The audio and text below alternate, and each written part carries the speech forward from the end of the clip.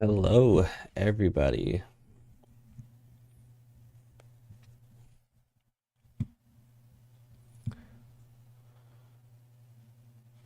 Hmm.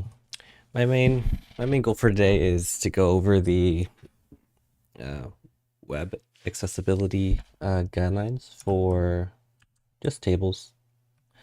If we have time, I'd like to go over other topics as well. But I think today I'll talk about tables because, for the most part, some people might be using tables wrong, or they don't know how um, screen readers actually digest these tables. So, yeah, I think going through the step by step on maybe how to build tables from scratch would be the most beneficial. Uh, I was thinking about maybe going over um, what potential guidelines, uh, what are the guidelines with uh, WCAG uh, 2.2, but I think that might be too dense. And coming from maybe a beginner's standpoint, building one from scratch might be better, and explaining why might be the best way. Uh, so, this stream is mainly for me, but also, I guess, to document um,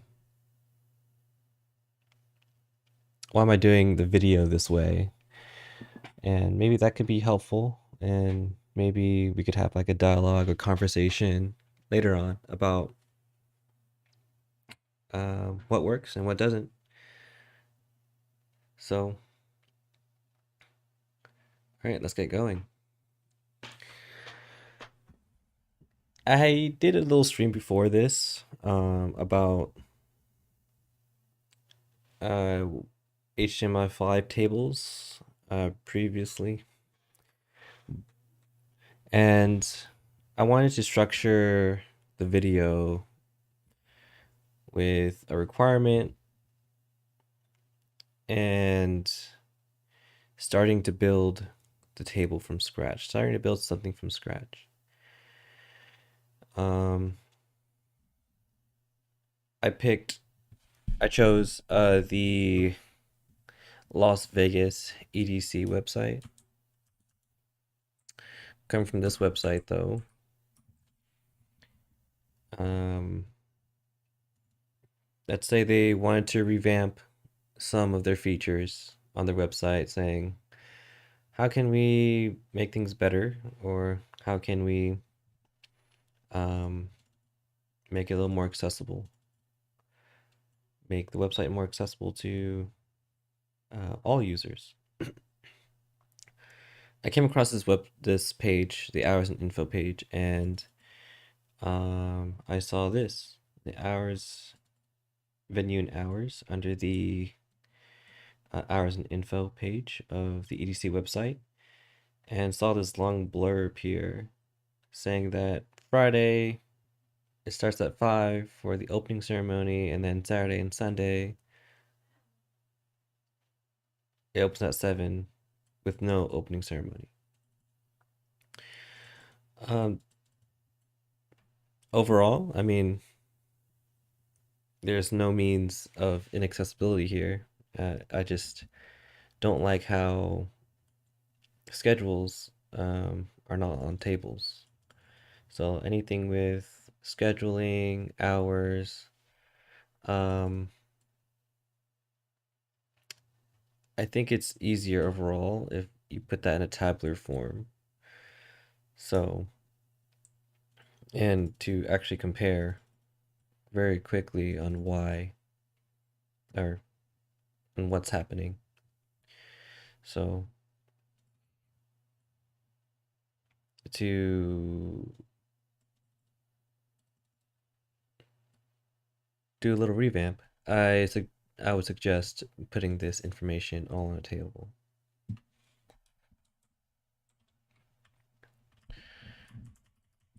So yeah, here's the scenario, and this is what we got. The opening times for the days.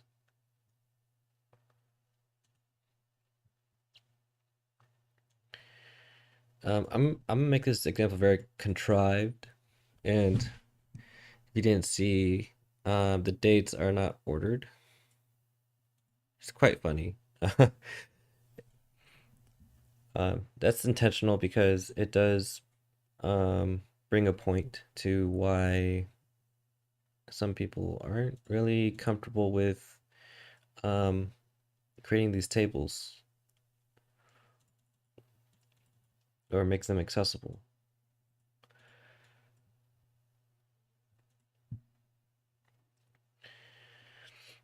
So for the rules that Wilcox set out, and some of these rules um, may be recommendations or may follow double A or triple A.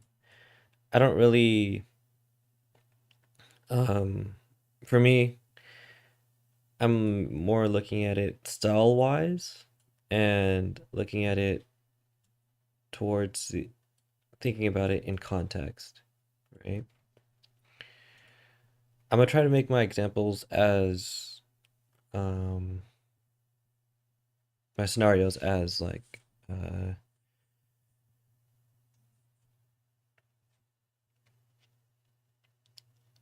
I forgot the word for it, but it's basically it's related to as much problems as you get with the table as possible. So hitting the 90% mark where if you follow this guide, 90% of your tables, maybe 95, are solid. I know there's many other tables that you can have, but for the most part, I do believe this might hit that 90% mark, which would help the majority of people that are dealing with this or actually learning HTML.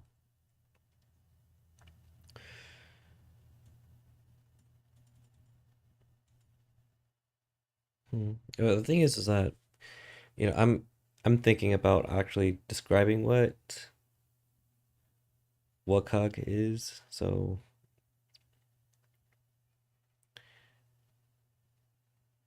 I don't I don't think I should.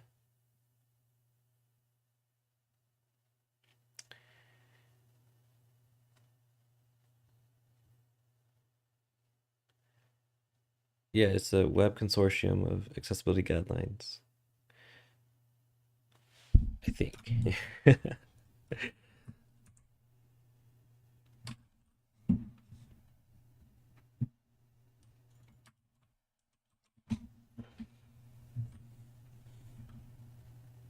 Web content accessibility guidelines. Web content accessibility guidelines. Hmm. Yeah, still.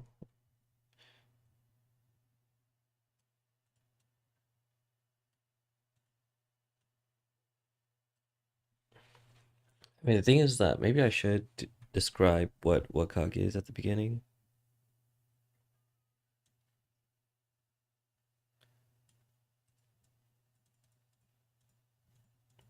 I mean, through context, I think the second sentence. Well, this video will guide you through the essential WCAG 2.2 techniques.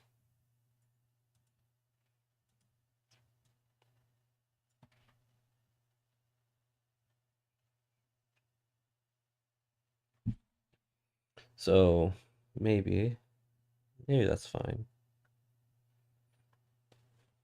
I mean, it has to do with accessibility.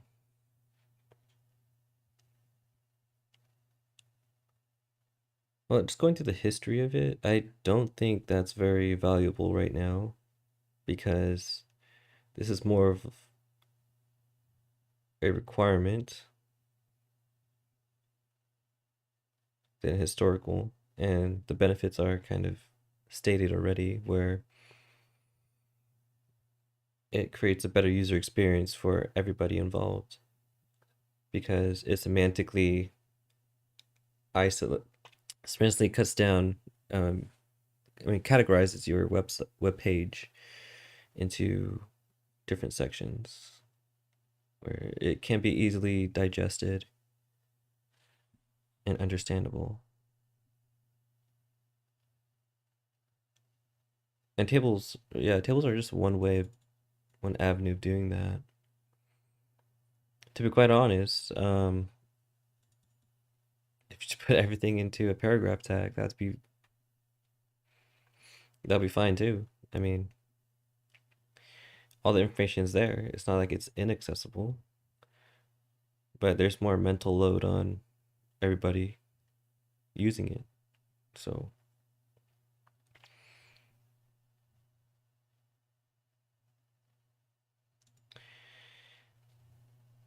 well, yeah. I mean, the conversation um can be, or like the argument of can be like, oh yeah, everything could be just put into a place into like multiple paragraph tags and it'll be fine. Well, yes and no. There's some semantic structure with how information is portrayed through paragraph tags, such as headers, but technically, yeah, um, everything can. Um, but I think the use of semantic structure makes things a little easier to dissect your web page. Yeah, I'm just trying. I'm just going to like a mental like process of like thinking if I should um explain what WCAG WCAG these standards are. Well, I don't think so. Well, the thing is that like I'm for the rest of these videos, I'll probably try and hit that triple A status. Not really mentioning which ones are triple A, and which ones are double A or single A. Um,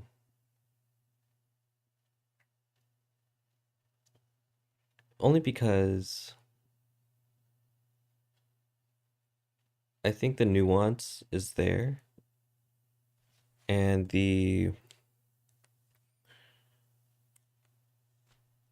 yeah, there could be conversations about maybe what a triple A standard might look like. Because a lot of companies, governments, or government entities, they typically just scave by with double A. And triple A is where um, it's more experimental or it's more uh, specialized in actually using these assistive technologies. So,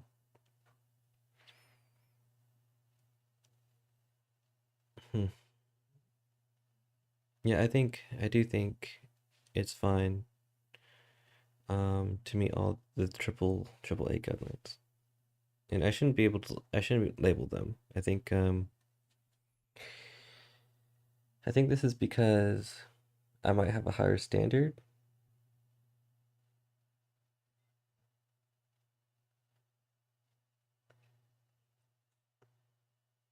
And if it's not too much work after the fact, I think that's fine as well. Because if it's after the fact, if it's not too much work to put in, I don't think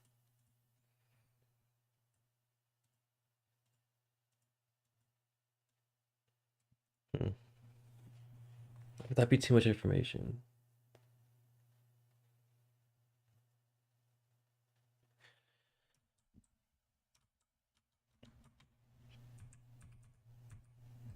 So like a version of a triple A.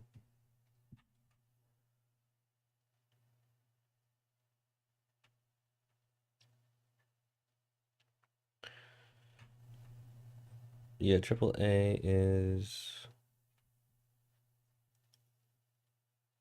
um, a more strict version of the double A guidelines.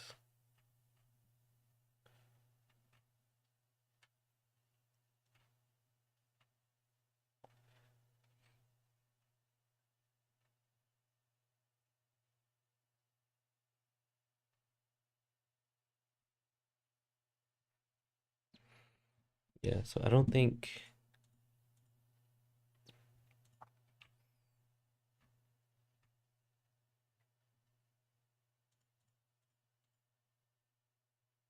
yeah, I don't think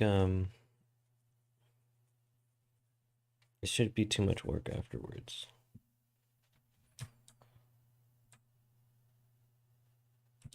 So lists, okay, table.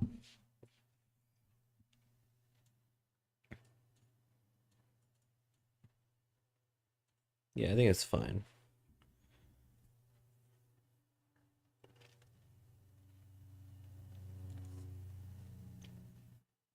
Yeah, I'll probably just follow the triple A guidelines because it's the most strict. And second of all, I think it breeds more creativity because there are a little more restriction upon what we can do. So if let's say, for example, if there's a beautiful design, but it meets all these standards, what can I say?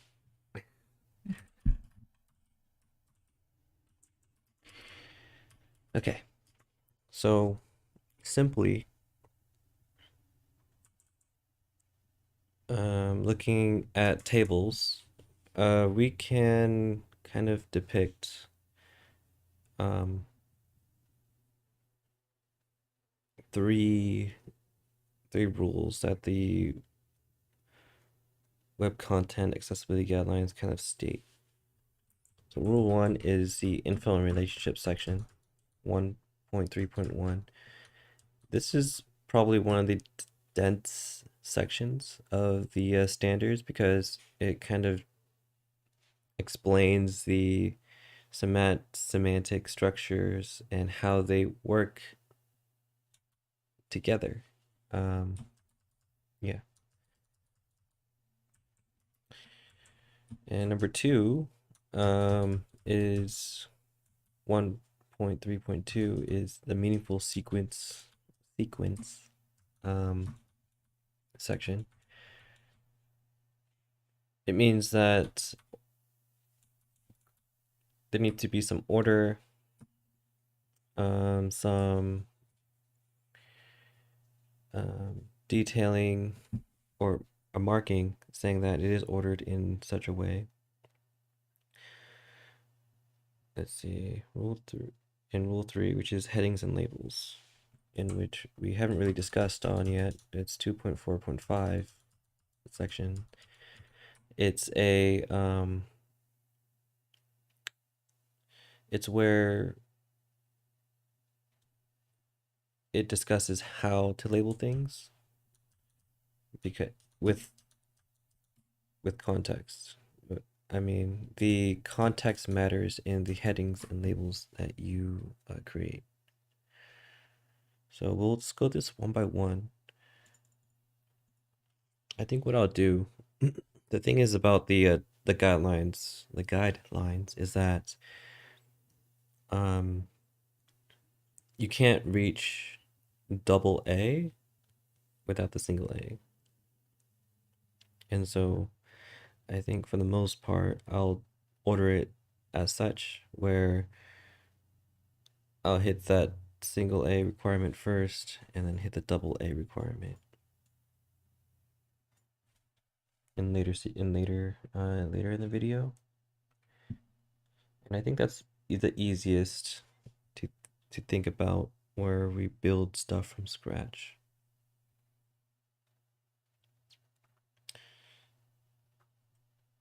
Yeah. Instead of trying to analyze a table without any framework on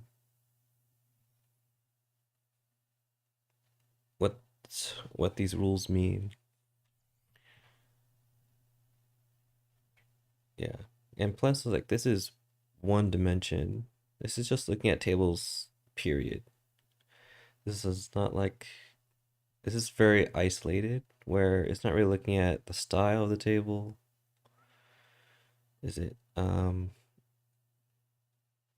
is the table interactable or not? Yeah, I think this is more of a simple table. Simple table. Um, but the interactability can play into this. But like, these rules still matter. So let's say if the table was still interactable, it changes the data that it shows. It still needs to have a meaningful sequence, and still needs to have that semantic structure of info and relationships, and it still needs to have a relevant heading. So I think building this framework first is better. And then addressing that in the new videos might be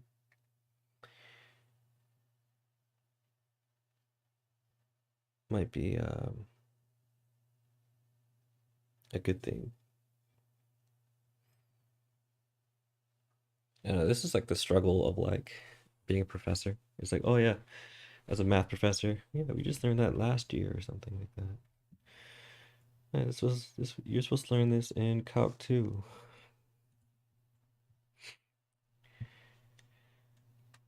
So yeah, I think having that framework first. This is building the framework of what table should be, an ideal table. And then any interactable like schema with having to deal with tables will be referencing back with these rules. Be referenced back to these rules. So okay. I think we're good.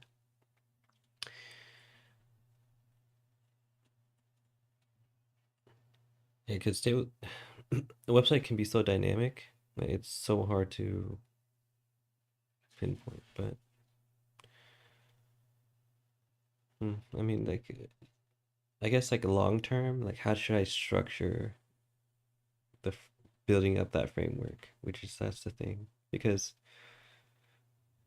for me, I built this by actually having a website out for me already, and picking the pieces one by one. Like, okay, this web page. I was like, this web page in its entirety. Let's learn about it, and let's see what we can do to make it more user friendly. Um, Following the accessibility guidelines, and you see that you get to learn from there. I mean, I didn't really, um, for me, I didn't really have much guidance towards that. I had to be self-taught, but maybe that's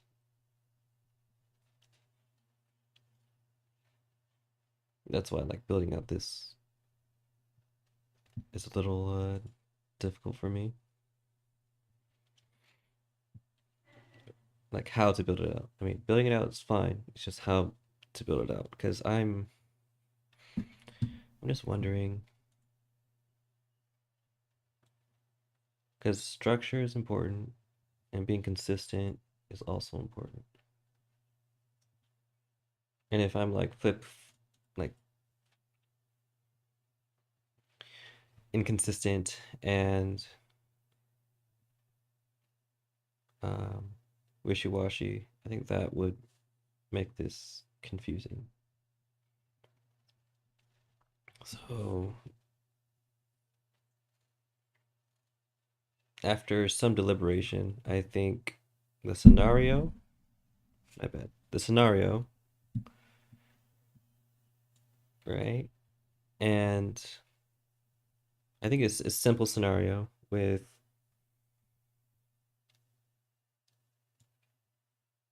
a cookie cutter example of maybe why this doesn't really meet everything, and then building it one piece at a time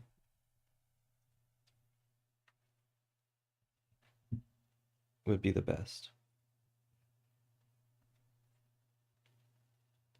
Because then we could identify what's missing and what's there.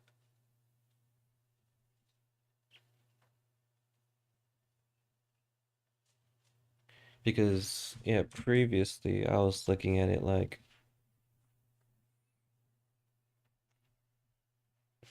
not this. Let's do like rules. Let's begin with the rules. And then, okay, let's make the web page match these rules. Like,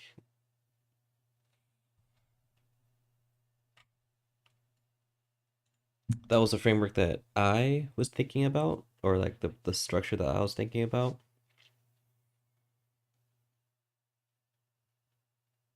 But accessibility, the main purpose of accessibility is context, right? It's like building context in the web page through semantic structures and um, being intentional about how you label things and how you describe things. So with that framework, right, I kind of scrapped this. I scrapped this in general because it didn't really give me an idea on maybe why these rules were in place or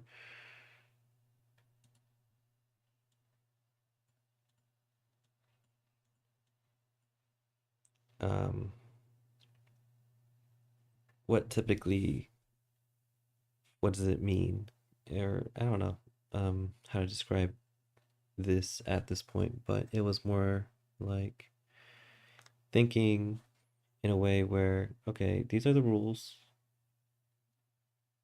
and here's how you follow them, which is no different from this, right? But this one has a first example, like a really raw table, and then these are the reasons why it doesn't match. The rules, maybe,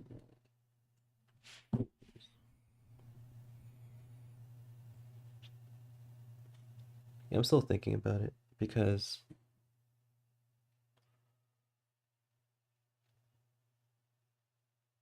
I do start with rules, maybe context, and then first iteration, second iteration, third. No, I think it's okay.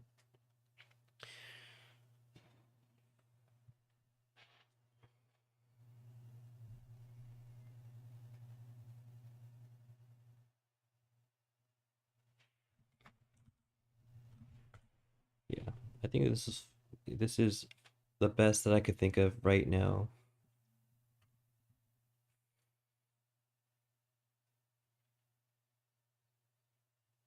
because yeah, I'm not saying because I see that as someone who maintain websites, this is probably the closest scenario to that, to what you'll probably get in the real world. So maybe that should be enough.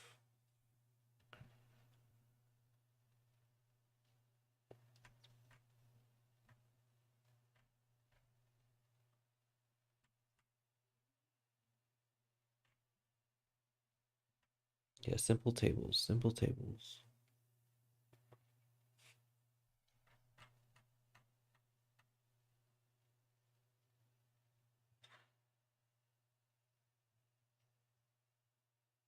Yeah, there's so many things you could do here. I think a simple table is fine. Static.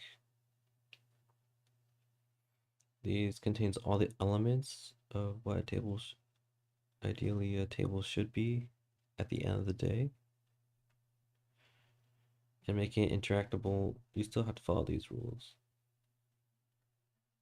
So, hmm.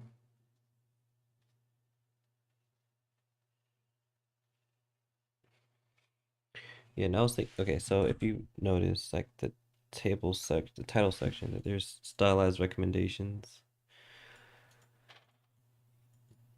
And there's a lot of recommendations in the style guide, accessibility guidelines. Mm, yeah, but for the most part, I wonder if differentiating the recommendations with the requirements are something that I should be doing. Like, am I putting a bad, you know, interpretation of, you know, of like having people misunderstand about what these accessibility guidelines mean, where people are required to or not. Uh, so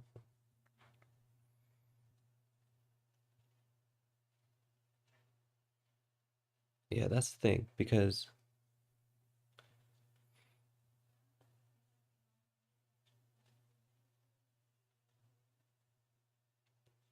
well, the thing is that I want, this is what I want. I want these guides to be as relatable as possible. Typically, what I've seen when you say recommends or like recommendations, people don't follow it. Like people just ignore it. And at the end of the day, I do see that mentality bite them later, you know? So from my experience, that's why I for these stylized recommendations, I shouldn't say recommended, or I shouldn't say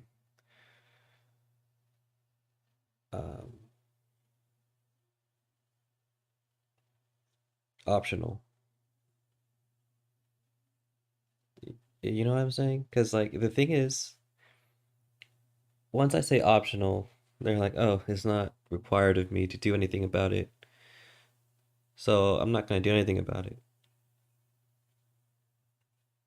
which is cool. I mean, truthfully, yes.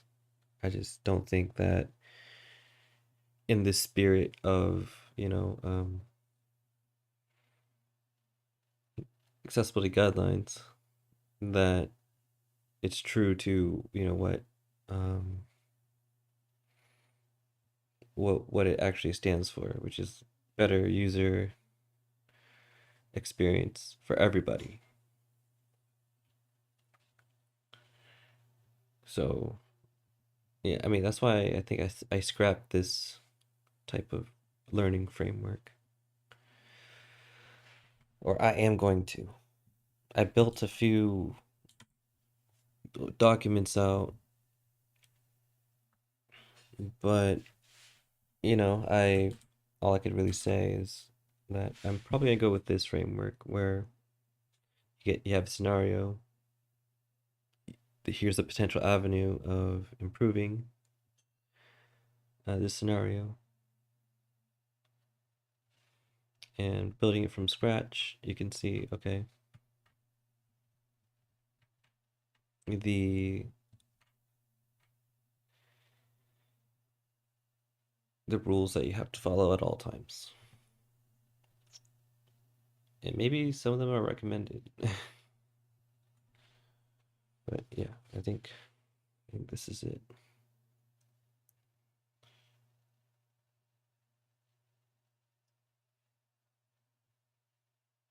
Yeah, yeah. I can't really see myself going anywhere else. Um, because the headings and labels section is, I think, a double A standard. The thing is that, the automatic checker can't really check the context of the page and tell you with a high confidence level that the heading is and the labels are relevant to the table. You can try and introduce AI into this, but like um there are some situations where the title of the table, the context really matters, like of what you're trying to convey. Like it could be a table of um I used to be a swimmer, so it could be a table of um the swimmers and their event times. The thing here is that the event time can be when the event starts, or their event, how fast they swam their event, or like looking at it in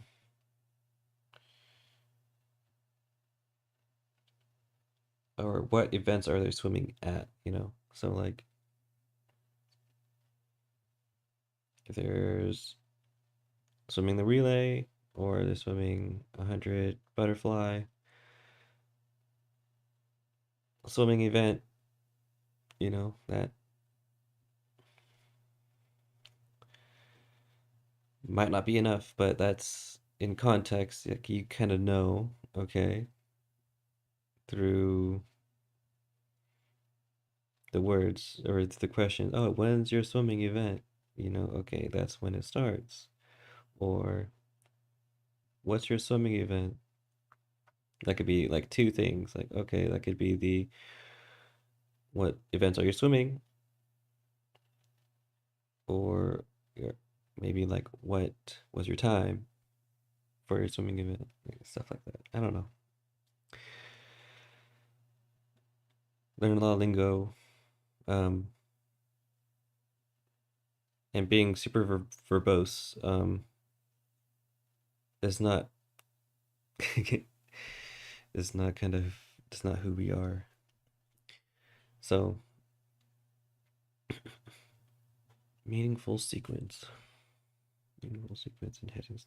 Yeah, so like an AI can probably give you some relevant headings and labels, but for the most part, um, providing that context does is required is required. But like if you just go through a basic headers and labels checker, it just looks at if there's a header present with some information in between. And if it checks that box, there is a header. And you've passed the accessibility checker. So, so overall, yeah, I always think context is a big thing that is left out. And even though some parts it might be recommended or optional. I don't think it should be. I mean, but it's also hard to actually get that context. So who knows? But, so I yeah, so I don't want to disregard any piece or have language that may disregard any piece of the accessibility guidelines because I just think that's too lazy. And overall, like it takes, I think it does take away if they don't, if the person doesn't really care, it takes away from the spirit of what these guidelines represent. So I'm deliberately not going to have any language on optional, non-optional, or have any levels of um, for the standards, for the accessibility standards, like double A, triple A, or single A. Yeah, I think that's the rule that I would probably go with for me, because I don't think, yeah, for me, I don't really think that m having the language of optional, non-optional is actually beneficial. I think people might just stop it there and say, okay, that's it. That's all you're required to do, and we can move forward. Yeah.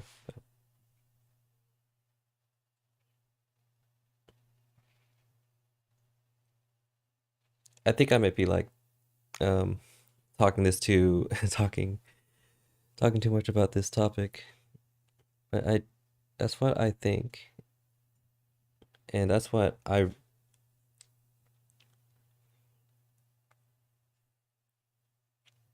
and for a future that I want to happen, yeah, I want things to be at a higher standard when it comes to accessibility, especially for everybody. Like accessibility helps everybody. Yeah. So, okay. So starting off, I mean, there might be some, yeah, it's fine. So starting off, the hidden sequence here is that the first few rules are actually like single A, which is required for double A standard, and double A standards required for triple A.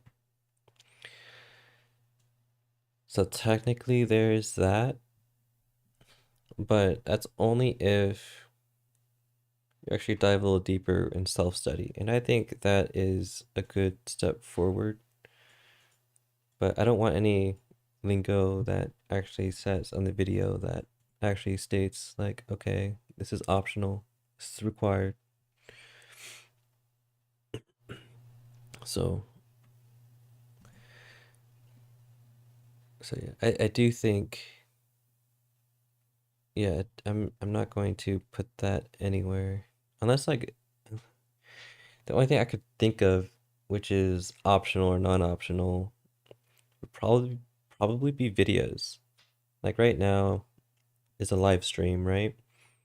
So the live stream, if I'm not explicitly describing everything that I see on the screen or everything that is mentioned, that I'm mentioning, an audio description, must be provided with that. And for the most part, I think in this example,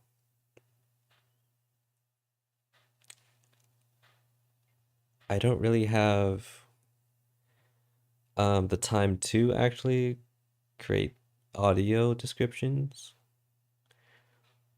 for all of my live streams. So, and for the live streams, for the most part, in this channel, would probably be just geared towards the reasoning why I am um, structuring the video or including excluding things in the video. And so, yeah, this is why. This is like the why behind it. So the first why I'm structuring this is just to give a scenario and then give a really crappy example, tell them why, give them like a high level reasoning of why it doesn't follow these accessibility guidelines per rule, per section. And one by one, piece by piece, building out that table into a better table and looking at it in such a way that, okay, we need to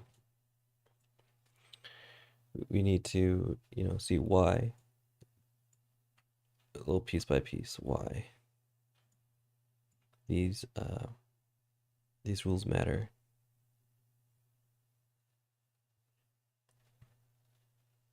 I think this one might be like the funny part for me.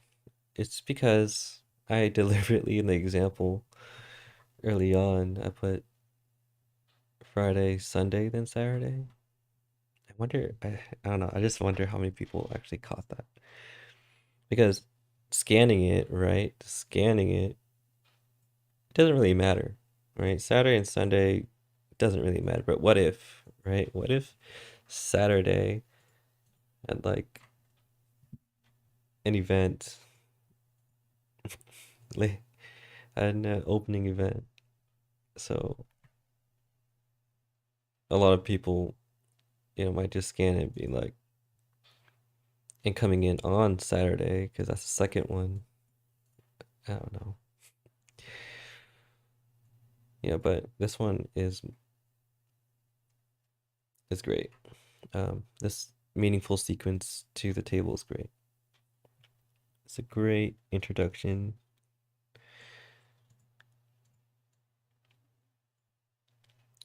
for tables because sorting. Okay, so okay. You may think that this is like a contrived example, but there are some that are so much worse. Like there are tables that weren't sorted, where let's say for example you had students' names, right? And you're supposed to go through And um, okay, let's say for example, you called each student one by one, and the list the list of the children's names weren't in order by last name or first name. Say for example, there was no order to things. It was just an asynchronous call to all the students' names. Okay, and they caught it. It'll just add a row to the table. Like, okay, super efficient, I guess.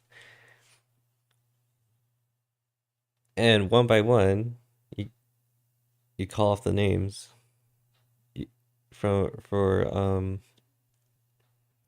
you call off the name from the list. I mean, that could be efficient, but like it doesn't really matter the order at that point. But like, let's say for example that you couldn't do that, and you had to call the students' names. I mean, the students had to call their names, and then you had to mark it off the checkboard, the checklist, and then that would just be a nightmare.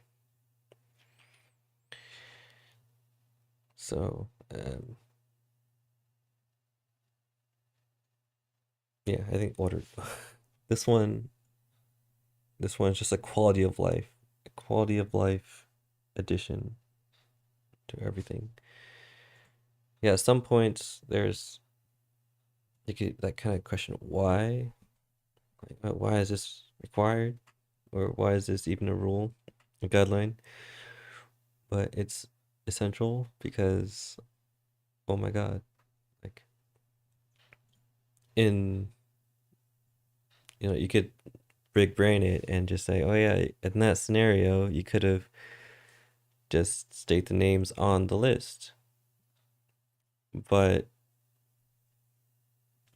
if, for example, that there's only 3 students there and you had 300 students on the list, you're gonna go through every single one on the list.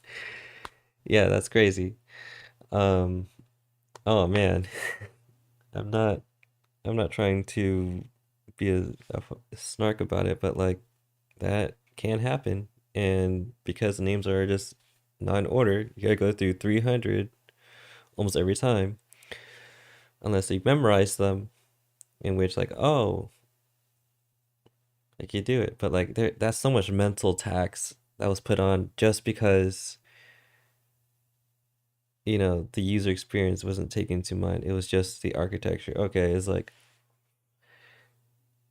get a request from the database, and from the database, right? It got split into a few packets, and whatever packets came in first gets added to the table row record, and then you know sometimes if they just did like a UDP call, and they're not ordered, and so it's it's a pain. I can tell you that it's a pain. So I don't know, man. Yeah, just adding this requirement just makes life so much better.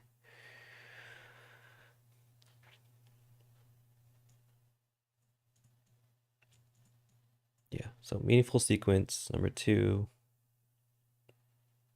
I mean, semantics. This is for semantic structure. What's required of a table.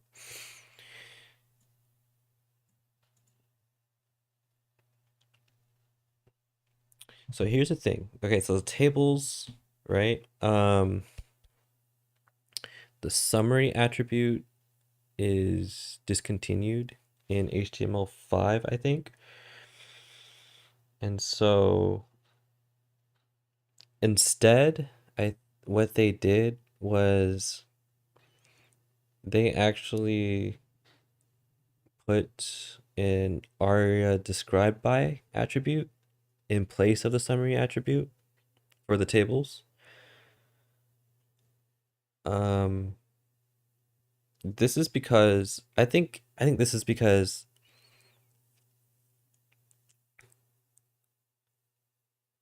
okay, I don't know why for sure, but the summary attribute was invisible to um, non-screen readers. So like without excessive technologies, you can't use it. You can't really experience the table summary. So instead, they put are described by, and there's an with the unique ID the um, of the tag that describes the table. So that might be a better choice um, in terms of accessibility. I mean, sort of like requiring it, but there's some strategies where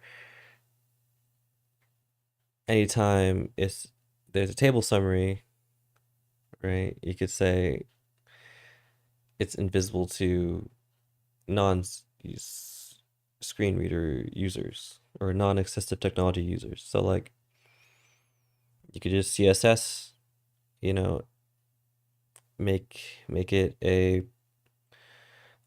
absolute position and then put it off all the way to the side of the website that you visibly can't see, but because it's tagged in that ARIA attribute, um, the screener will pick it up once the table's been selected. So kind of the same thing with attribute summary, but a whole lot more work. I mean, so I'm kind of on the fence about it because I think the main idea was to describe it in its totality on the web page and not have for everybody and not have it be hidden all the way, I don't know, be tucked somewhere else. So so I found that funny where like some websites would actually just move the table description off the screen visibly. So that was quite interesting to me. As I guess someone who stylized stuff, like, oh yeah, maybe they said it looks ugly, or maybe it didn't fit with the theme, so, or maybe in that specific context, just visually looking at it was like gave it context. I don't know. I'll probably always be as, verbose as possible. I don't want to hide any information from my users. That that's wrong. Okay, hold on. I don't want to hide any like contextual information from my users, right? Because like if the context of this table, was within um was obviously different to what you can actually comprehend. S like when like the swimmer example, right? Like there could be a swimmer's event where that swimmer event can be their swim time, like what they actually swim at, or the swim time, where what time are they swimming at, or there's their events. So what events are they swimming? Maybe the last one might not be like so common, but I've heard just their contact. Oh, what event are you swimming? Oh no, what I meant, what time or when are you gonna swim or stuff like that. And so yeah, I that's what I think.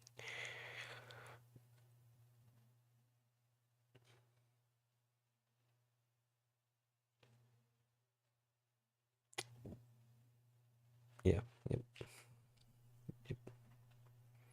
I think I explained everything there.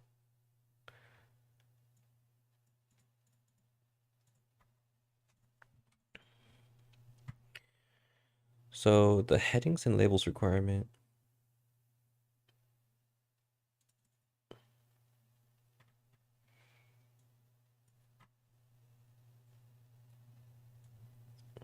Yeah, that this is a section where I was like, there's multiple strategies to this.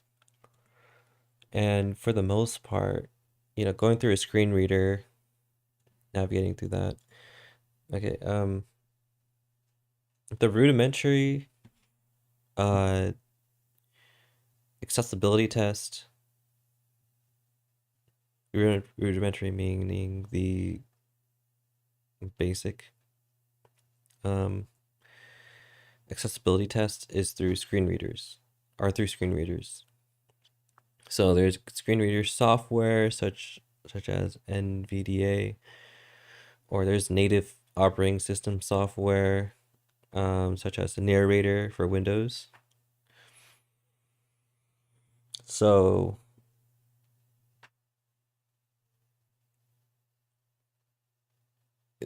the thing here is that sometimes, um, even though you hit all of these web accessibility requirements, that they're not all screen readers can pick up, these contextual information because maybe, it's too new or stuff like that, but the basics are there, and if the screen reader can pick it up, perfect. Um, but this is essentially the yeah, the screen reader is essentially the rudimentary like accessibility standard or basic test, because I think the technology kind of uses the screen reader.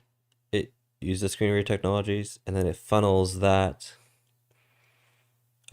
information into other assistive technologies. Um, like the hotkeys on the screen reader can be attached to like a dongle, and that's how people with low motor skills, low motor functions can't interact with the web browser or interact with technology. So, yeah, um, that is, I think, one of the pipelines that can work out. Also,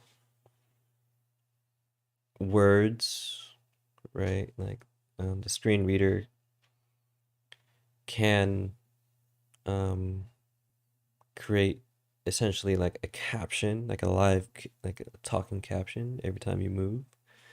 And so that could be funneled into um, an active Braille interpreter. So, like people who are blind and deaf, they can digest that information as well. So,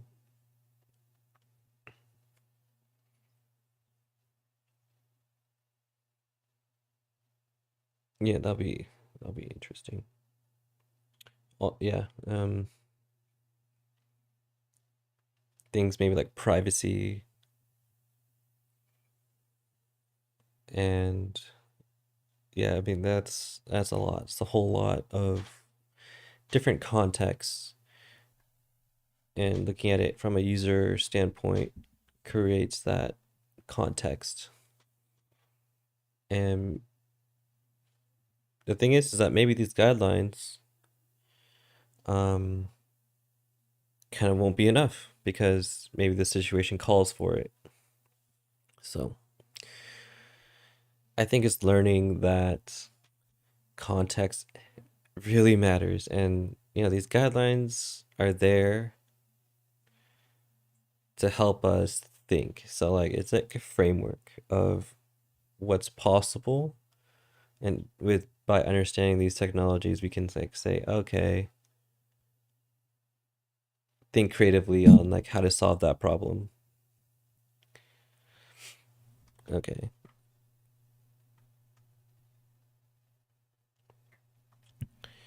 Yeah, screen reader. Okay.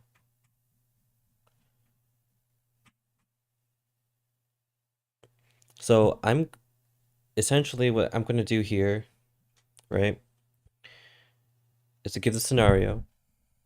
I'm going to give the scenario. I'm going to build out the contrived scenario, right?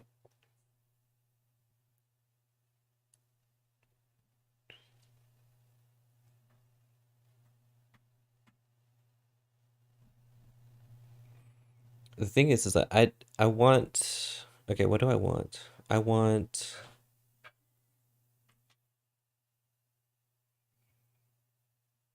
I could probably put this into what?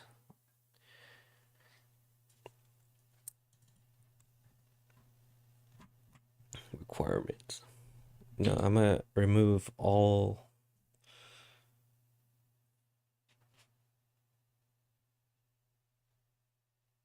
standard.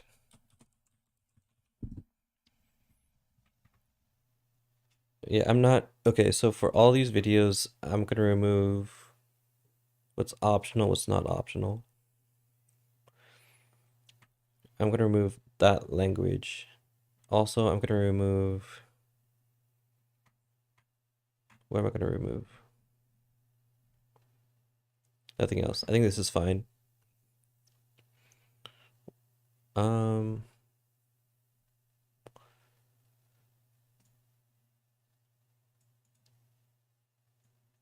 okay, so I'm going to do one of those PowerPoint presentations. Not really PowerPoint. I think this is more like Keynote. I like Keynote. So building out one by one, piece by piece, with the code and the respective table next to it.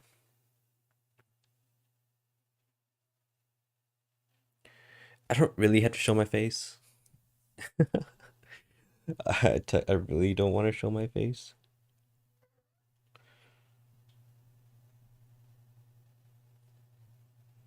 But if, okay, here's the thing, right? Because right now, right,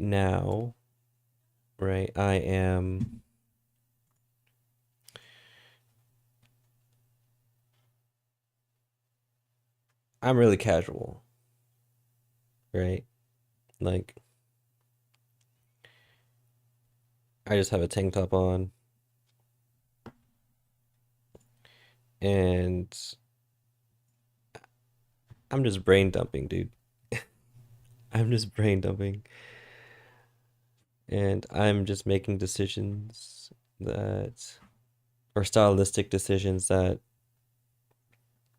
um, mean a lot to me. So,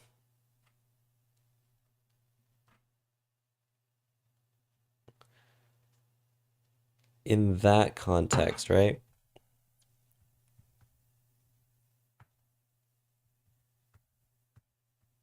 In that context, I want it to be a lot more professional,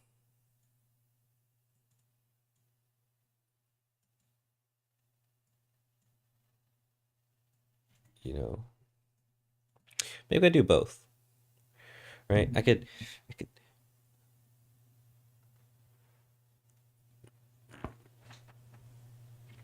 I already showed my face already, so that doesn't matter. Okay, so yeah, I guess I could dress up. It's like I don't like dressing up. It's more like it's just, am I doing too much? Nah, whatever. I'll do it. Presentation, and then maybe like a talking head on the side. I'll just record myself. The thing is that like there's one style. There is one style of demonstration that I felt was the most um helpful, most useful, right? And that was just taking the camera, right? It was just taking a camera and it was just showing the camera facing the screen, and still me in the frame, and one by one, just me pointing with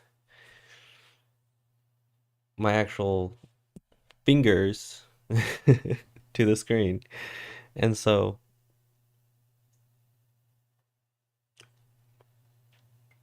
I'm wondering, right, what would probably be the best in terms of like learning, right? Because to be quite honest, I don't really care if it looks professional or not. All I really care about is if you can connect with the message I'm trying to say. And I don't know, like this right here, like what you guys can see, right? There might be a disconnection, you know? Like if you didn't notice, my mouse cursor is ridiculously large for you to actually. It's because I want you to actually see where I'm pointing at.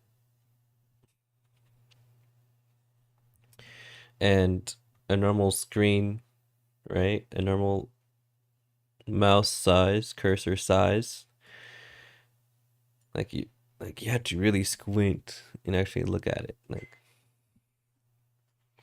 see where it is. So I'm thinking if this is enough, is this enough?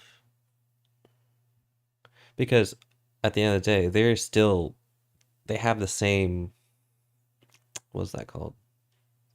They have the same work, right? I'm putting in the same work, but a different result. And to me,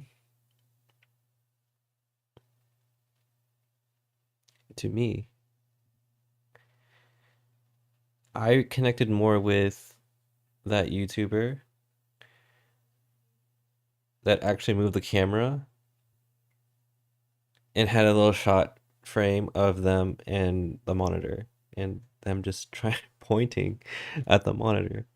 And so,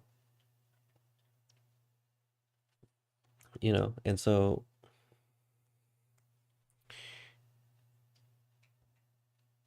I wonder, I wonder if that's like the better route to go, because, it kind of, I don't want to say normalizes, it's kind of, there's so much more connection there than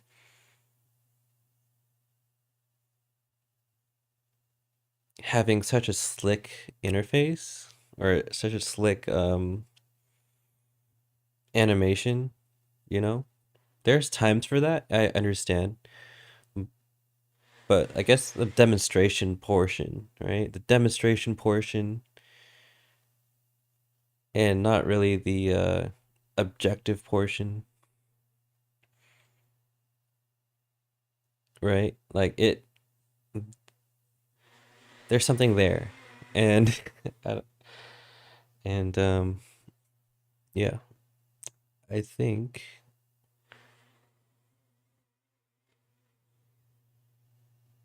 I think for the most part, it comes down to that. I think it comes down to that. Like the demonstration portion,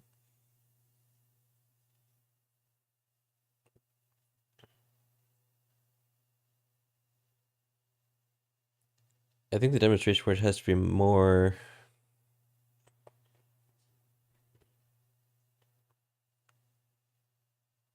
prioritizing more connection than I don't know, objectivity. I don't know, man. I don't know what word I'm searching for, but I think making things too slick, too clean might not be the best when demonstrating, right? Because it's kind of like,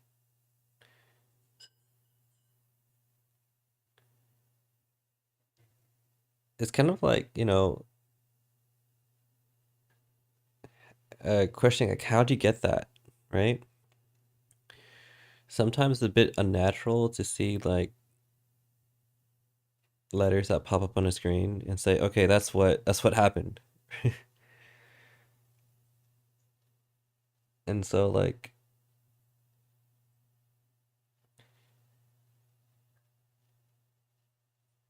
I do see, okay, so on YouTube, right? I really wanted to get into FPV, right? Or more or less acro drone flying. And right, I'm looking at these videos and there's this first person view on the bottom of them holding the remote. And then on the top portion, there's that FPV, flying, right?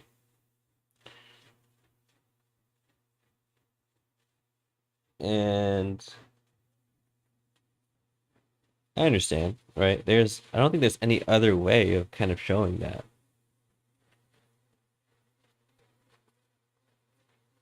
I don't think there is. And so,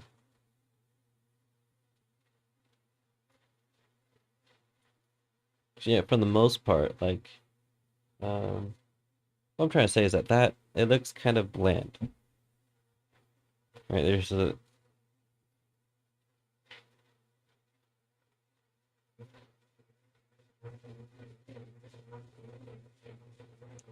I guess what I'm trying to say is that I want to put the camera in your perspective, where like I'm just like, but I'm controlling your point of view, just like moving your head around, making you look at other stuff. Like,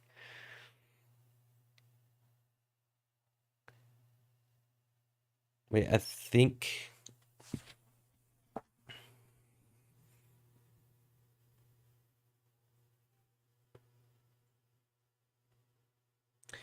yeah, for the most part, that's what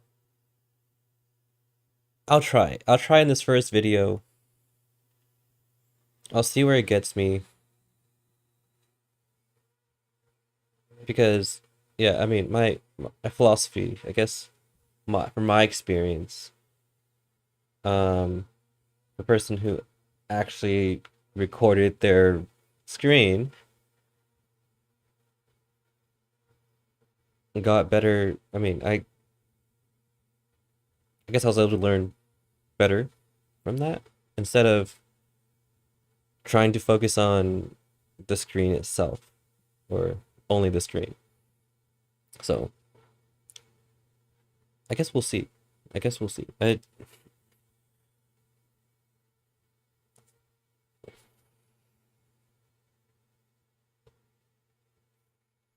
Okay. So decisions. My decisions today.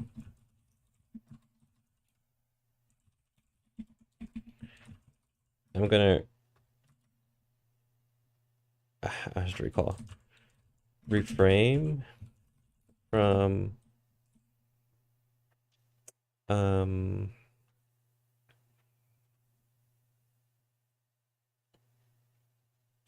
refrain from using required and optional. I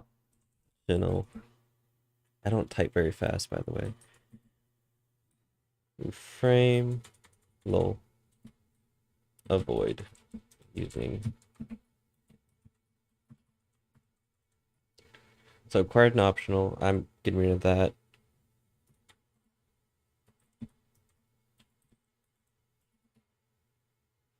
And levels.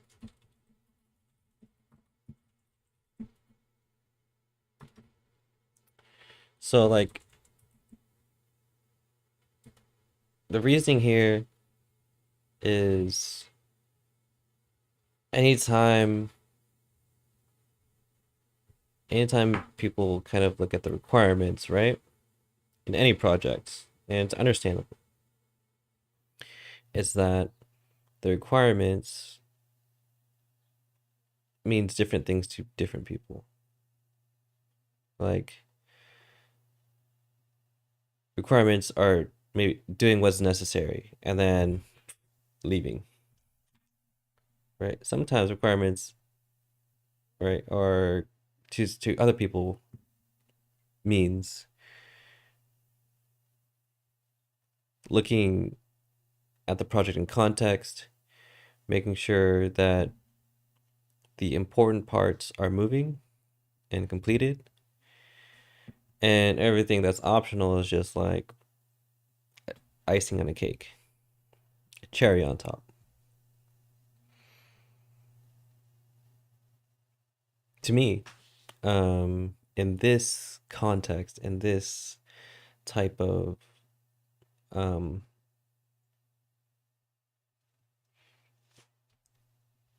in this framework here, the web accessibility framework,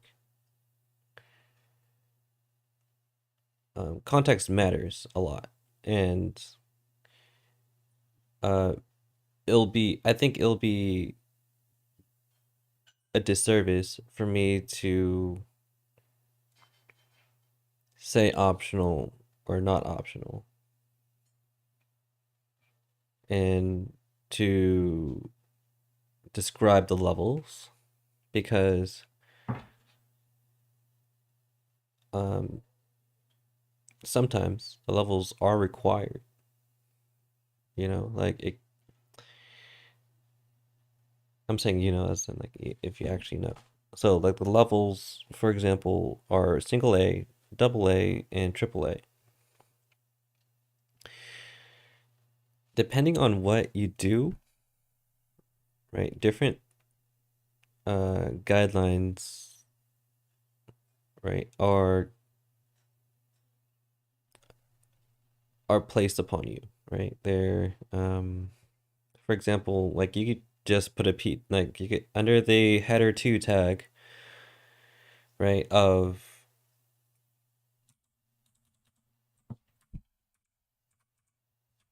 under the header 2 tag of venues and hours, you could just put this. This is totally fine.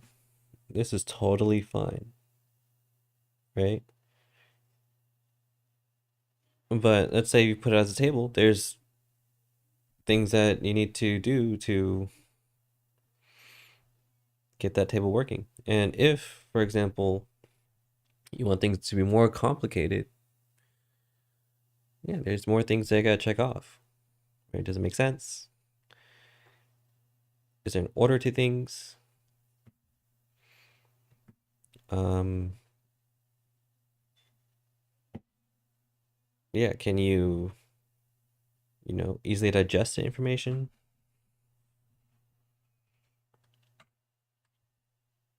You know, um, a lot of things. So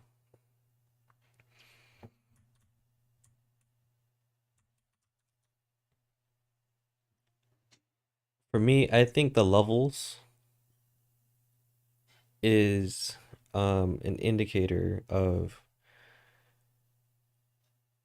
what should be required of you, as the project owner. And so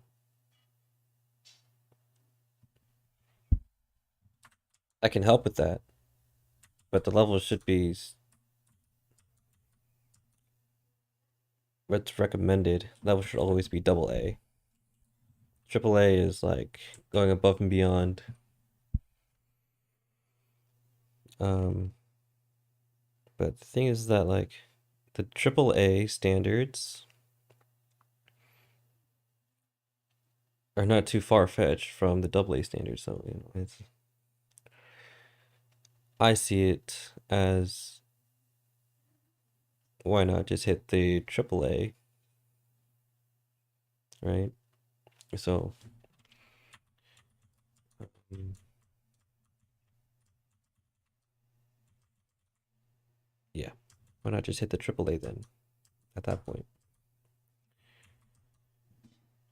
I guess some of the designs might not fit a whole lot and might not look proper. It might not look very well, but who knows? Who knows? I think it's not my responsibility. It's not my responsibility in that case. I'm just, for me, for my purpose, I'm trying to make the most accessible web experience for everybody. The most user friendly, the most the intentional. Um, I want to be more intentional as it is, like for in terms of user experience. So I'm gonna avoid using required, optional, and stating the levels of these accessibility guidelines. I think that's number one. Number two is structure, and this is funny. This is an unordered list. So structuring content, my video content, with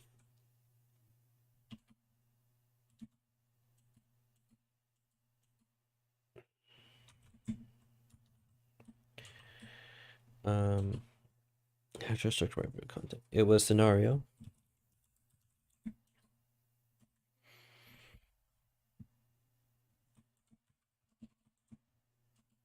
Um, bare bones example that doesn't meet requirements. Ah, see, I'm using requirements again. Doesn't meet standards. Build out the bare bones.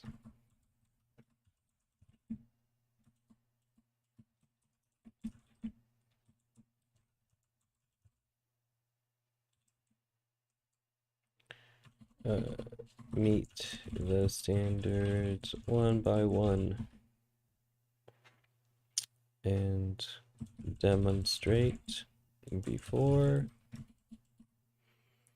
So after meeting the standards one by one, there will be the end results.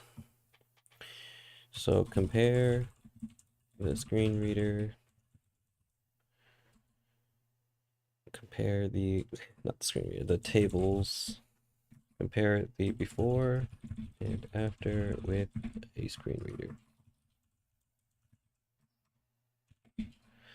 Now here, yeah, that might be the trickiest part.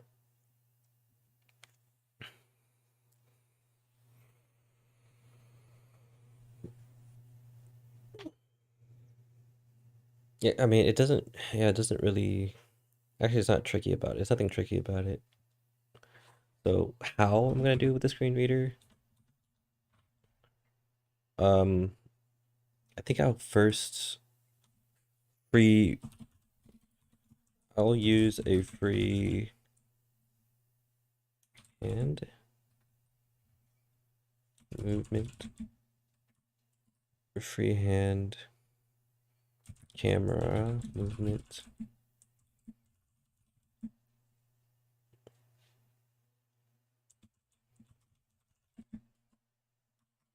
to record the screen. To record the screen, to record the demonstration.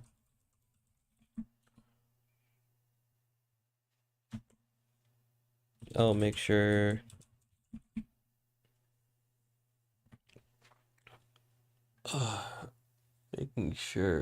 Making sure to.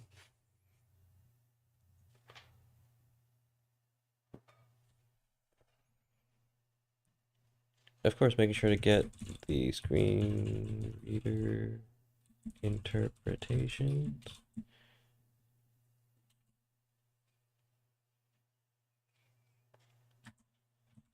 Make sure to get the keyboard movements, keyboard hotkeys. What else? What else? What did I decide on?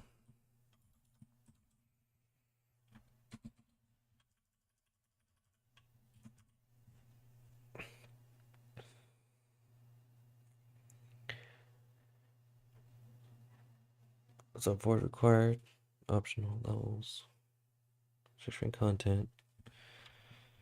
I mean, okay.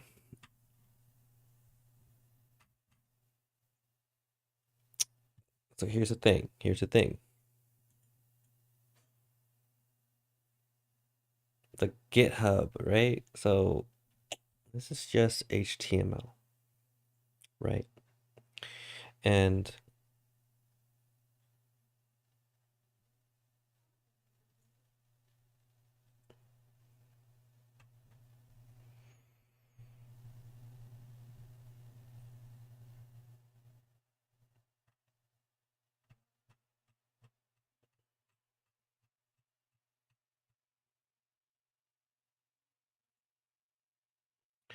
okay, the thing is that this is just HTML. And here's the thing, right? HTML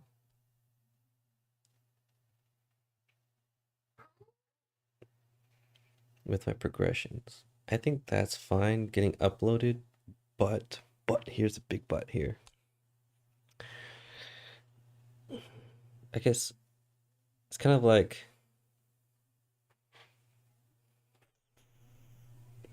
it's still very contrived. It's a contrived thing.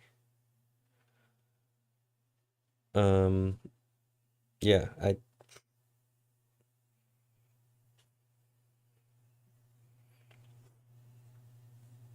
guess what I'm trying to ask is, what is the value proposition here, right?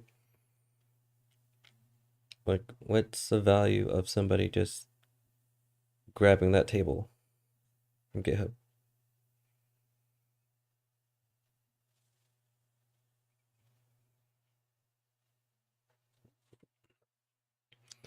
Because, like,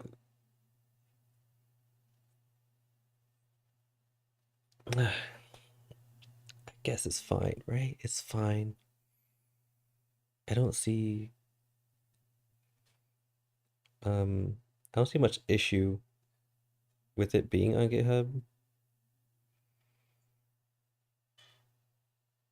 Like, there's nothing, okay, so for GitHub, there's really nothing really like pulling me towards like GitHub, where GitHub would,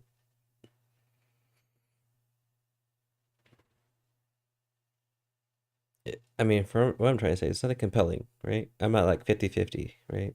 If it could be a 51% yes or no, I'll do that. I mean, there's good sides, I guess, right? My GitHub will be there in public, but also that also means structuring that content as well, right? I guess it could be like archive of just specific examples. Yeah, actually, I think that'd be good.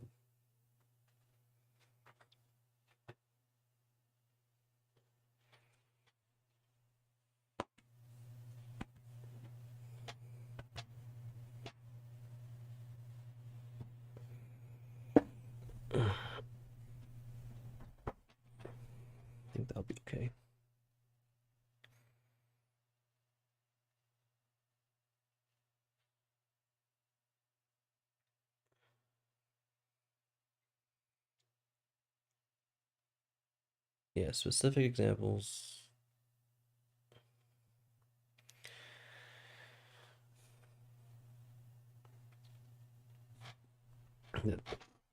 I guess the thing about it is like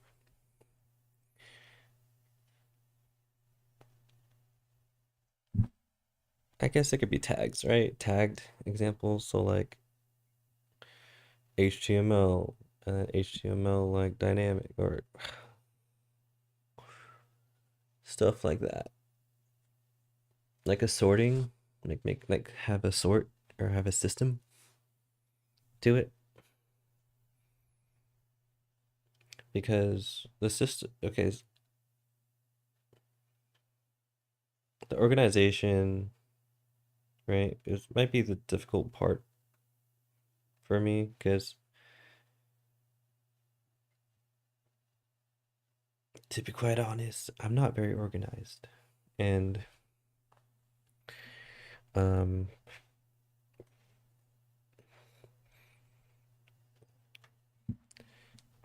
looking right, looking at like the what's that called? In the perspective of an avid learner, right? In the perspective of an avid learner, what is,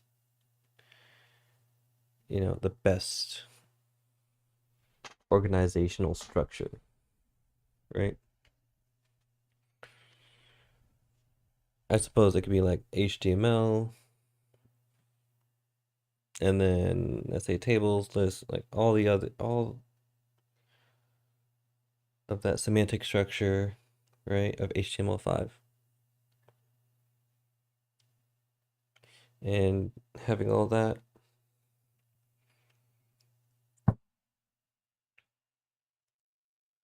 um, what happens? I think in GitHub, for example, in GitHub in particular, there will be duplicates in the file, in files, because let's say, for example, it's multiple tag. Let's say there's like someone wanted to organize by, let's say, for example, like dynamic or interactable,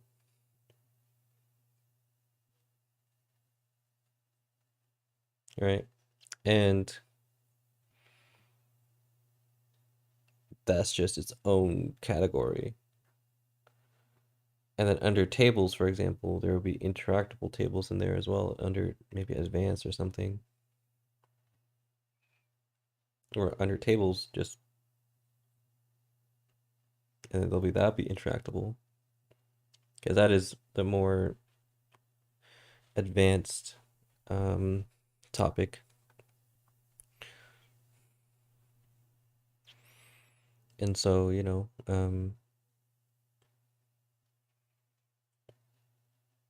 I'm not sure. I'm not sure if GitHub is the correct way.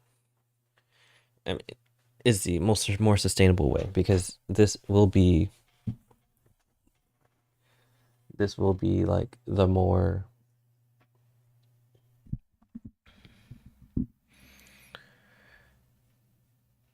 a more comprehensive guide, It's not is so yeah, so I'm looking at long term because I will be doing this long term and I'm hoping to get all of the accessibility guidelines by May. So I have like a month ish.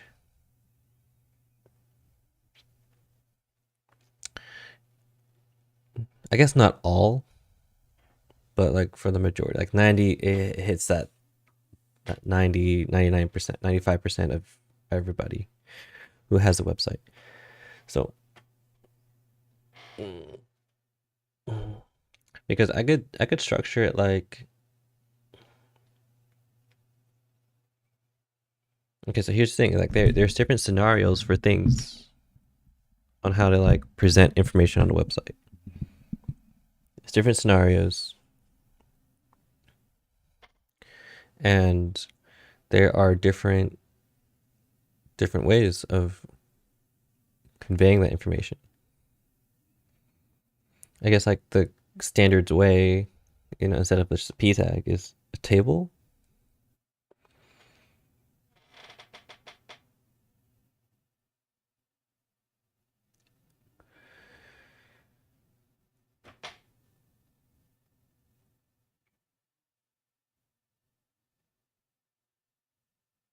Actually, never mind. There's table, lists, and lists. Table, lists, and paragraphs, and headers. Actually, if I think about it, I feel like it's much simpler than I'm making it out to be.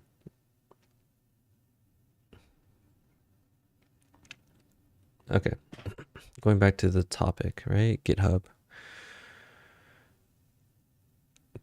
I can like that. That's the thing that I can do. GitHub is fine. I guess it'll just be unorganized. I'll try to make it organized, but having multiple tags and creating that in a file structure, I'm gonna tell you right now that it's not like it's probably not plausible in that file structure unless like you understand it, where like if you know what you're looking for, like let's say an interactable table, you go to under tables and then go to under advanced. But if you look at in that perspective of, okay, if you want all of the interactable archetypes, you would have to go through each and every section, right? And you would have to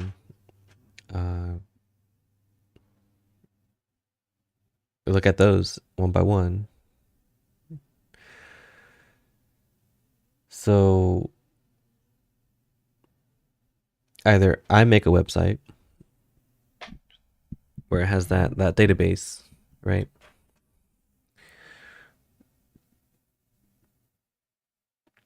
Yeah. It's either I make that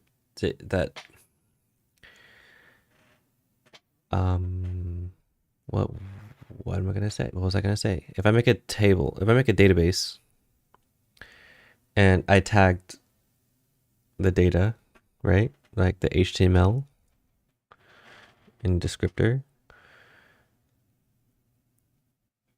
and you guys were able to, let's say, like navigate through what you guys want, that might be better than a file structure, but also like that could be over engineering. So, what should I do? I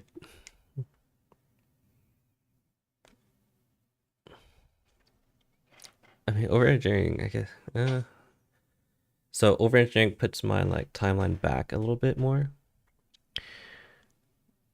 So what I'm gonna do is I'm just gonna be messy with it in GitHub. The thing about GitHub, right, the file system, is that that's like the data structure that doesn't work out the best with, I guess, searching, right? Like if something is tagged multiple times, right? Like a tree isn't the best because you got to traverse the whole entire tree. So it doesn't make a difference. But if you have like multiple file structures, let's say for example, one pertaining to like a specific use case, yeah, that would work out, but like you got to manage multiple of them. So I'm lazy. I'm a little lazy on that end, and I don't want to do that.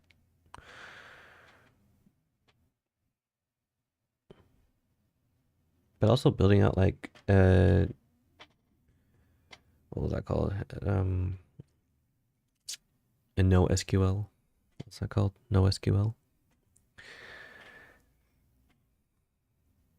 Actually, it doesn't matter what type of SQL or no SQL database. It doesn't really matter because you could.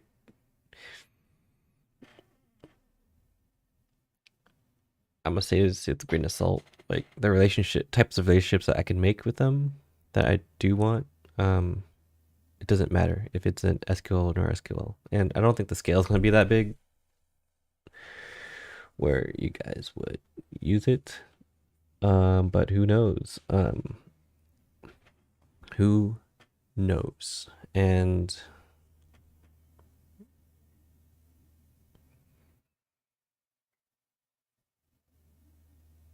yeah, who knows? I think SQL is just fine. SQL, no SQL. But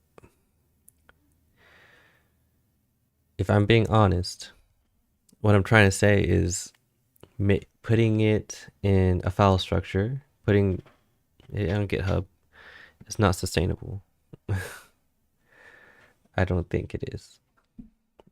And so I think things get lost. Yeah, things get lost in the sauce. So I don't think GitHub's very good.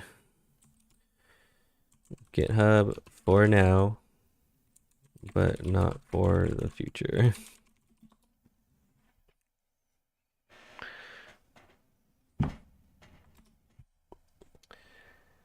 Yeah.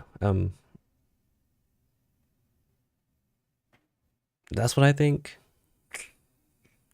I don't really want to manage all that much, nor do I want anyone else to manage it because uh, I think they could spend their time doing something more productive. So, um, yeah, that's just me. I don't want unnecessary work for me and for other people. I guess I'll decide on putting GitHub for now. It's not really the best decision. I mean, not really a good decision that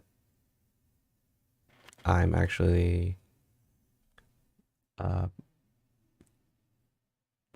yeah, it's not really a good decision, um, there, but we'll see. Like, it's no yes or no. It's more like, yeah, for now, we'll do it later when it gets big, or if it ever gets big. And I guess that's where, um, not having a system in place, would be a detriment. But we'll deal with it. And if anything,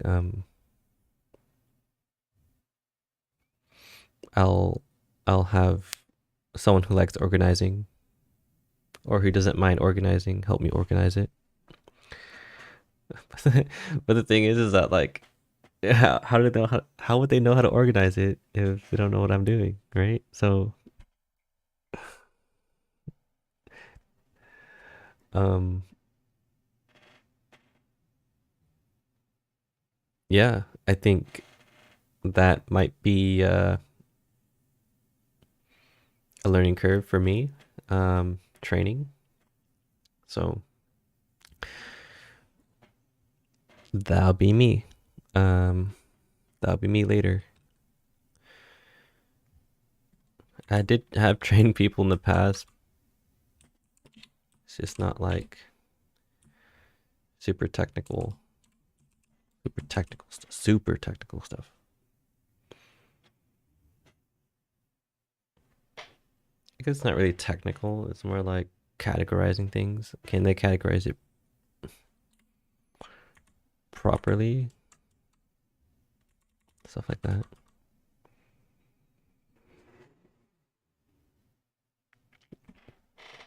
because there's like different states, right? There's like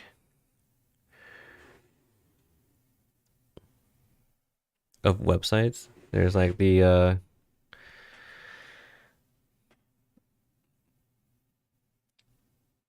there's a responsive view, right? There's a style. There's styles. There's JavaScript, which is interactable. There's just plain HTML. Um, they're they're like what's that called? Um, there's like different operating systems that you could use. Um, with responsive design, there's also a responsive like um phone. Like you can there's a screen reader on the phone too. you know?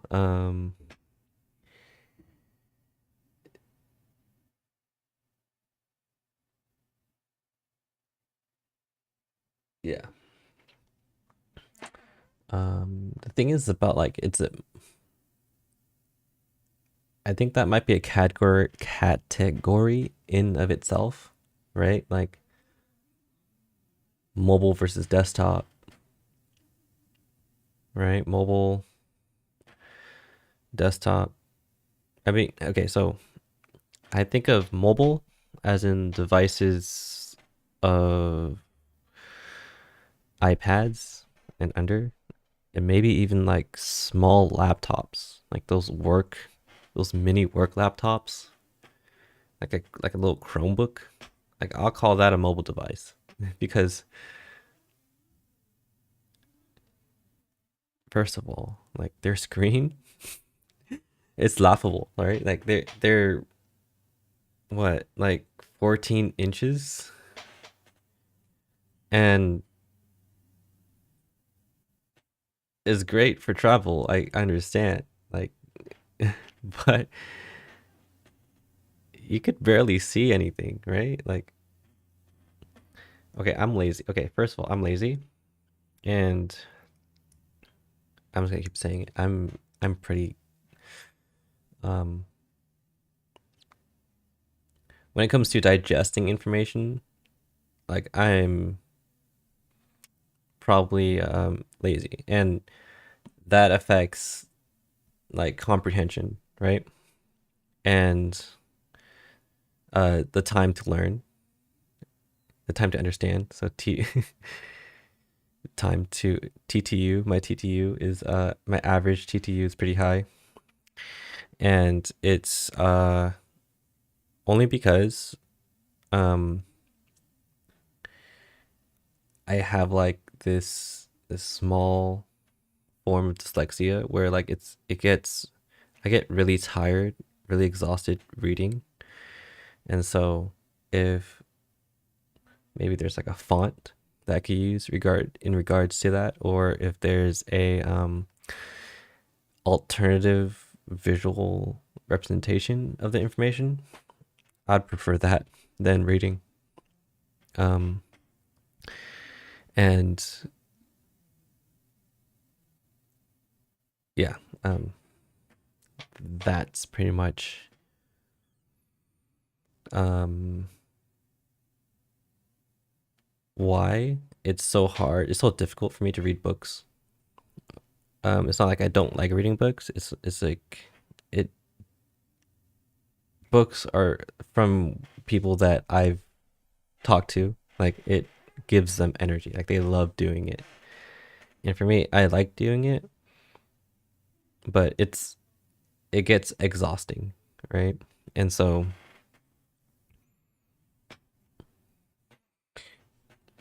that is the hard part. That's the hard part that I um that's there. So my average TTU is higher than normal because reading sucks for me. Like it if you task me to read, um it'll take longer than the average person, and also it'll drain my energy so much, like so much. Um, yeah, so like anytime I learn anything new, anytime I learn anything new, I have to rest. Like I have to like sleep a lot. Like oh yeah, for example, so I went snowboarding the other day. My first time snowboarding, by the way. And what happened was, um, we came at 12, and we had lessons. We came there around 11. We had lessons around 12, and we just got acclimated to the weather, saying like, okay, did we overdress? Is it too hot in our clothes? And yeah, I overdressed a little bit. Like I got really sweaty after, like, I thought, I was comfortably warm, but I got really sweaty after just like 20 minutes in, and so um I took off a few layers. Okay. So I was learning the lesson. It was like an hour lesson, and um going down a few slopes here and there snowboarding. And oh my god, like I was learning heel side and then toe side, and then I was just like, oh man, like um heel side good, right? I was like down pat. Like I was doing the falling leaf, this was great. And then when it came to toe side, I was I was eating snowballs, dude. Like it was terrible. So I was just flipping forward, right? And I was getting confused. Like my body wasn't used to it. Getting confused on shifting my weight from heel side to toe side. And anytime I tried doing toe side, right? Once I came back to heel side, right? Um my board was just eating the snow. Uh and yeah, I couldn't like adjust very fast to that. And so I was just like, okay, I acknowledge, what's going on. It's just the feeling, right? Like the feeling of weightlessness that I felt was just like um was overwhelming. And so when I after the lesson, after a few rounds in, going up and down like the bunny slope, I was like, I need to sleep because I'm exhausted, thinking too much. Not really thinking too much, but it's more like there's so much experience for me to digest that like I really had to like sit down and take a nap. So after I took a nap, after I got hydrated back again a little bit, I came back and I was like, oh my god, like uh, I felt like I could do so much more. But still, I still struggled with toe side. Toe side is just so leaning your toes into the snowboard, and basically looking away from the slope, so looking towards the mountain, not looking behind you. Yeah, that was a little trip because I'm not used to that. Um, I'm used to swimming where like you isolate like your breathing with your body, like your head movement with your body, but like this one was a little different because um you're going faster than swimming, and there is no water to like choke you. Okay. So, yeah. Um like I said, I need to sleep when I learn things a lot. When it's like,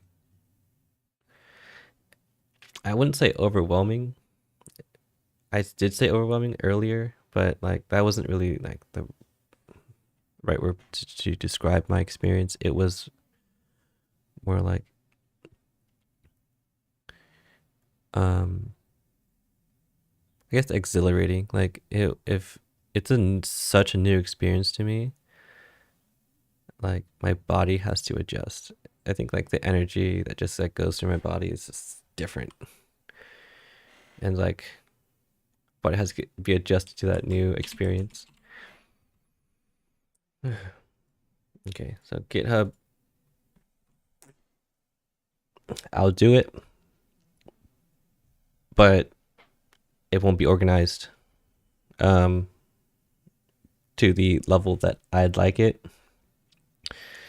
It would just be, you know, there. And I think each video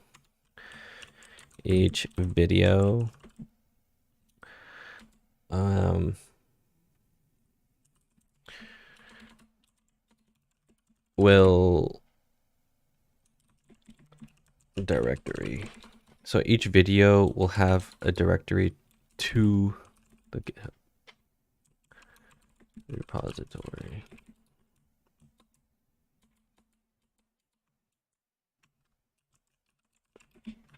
So I think that's like the compromise that I'm able to do with organization.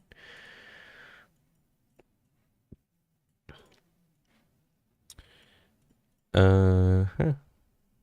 Yeah, that's it. So the GitHub would technically, okay, so I was doing a few examples here and there.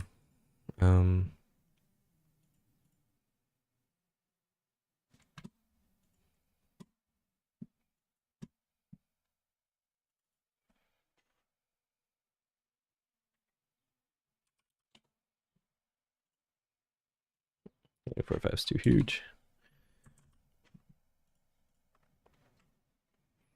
How about that? I think that's fine. Okay. So example TAMs.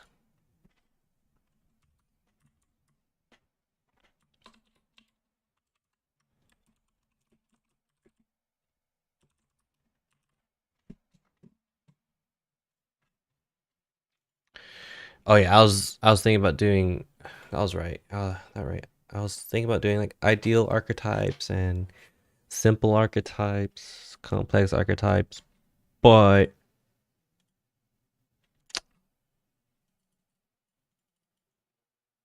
I think that'd be too much, right? Like that'll be overwhelming for somebody who's just learning.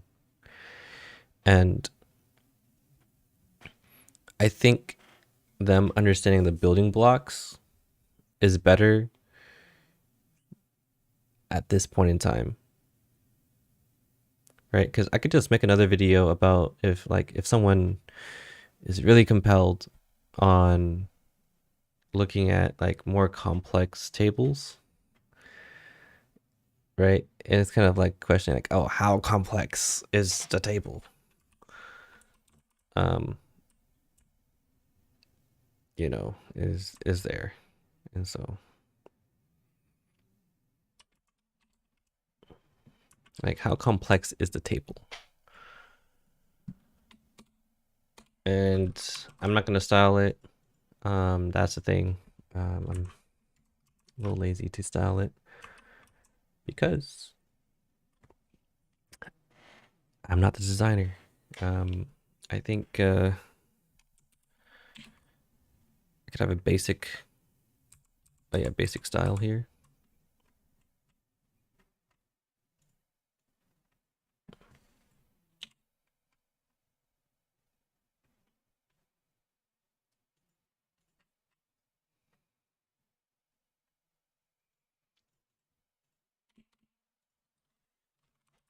Okay, basic style complete.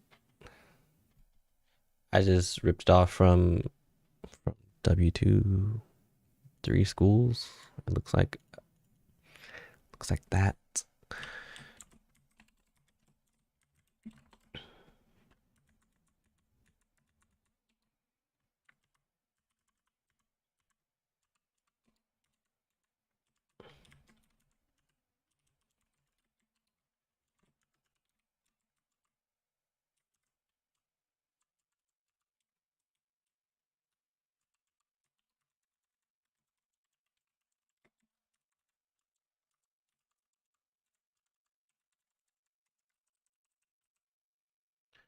So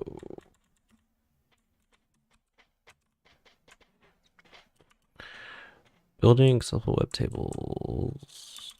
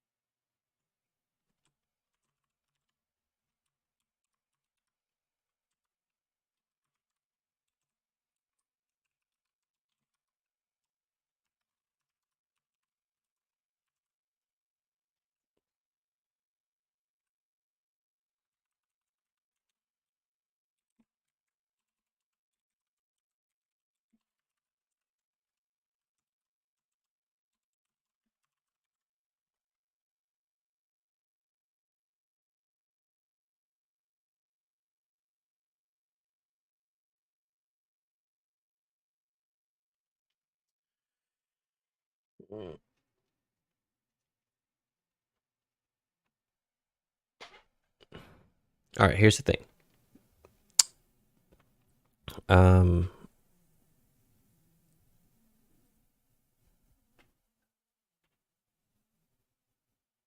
making the website, all right, making the HTML.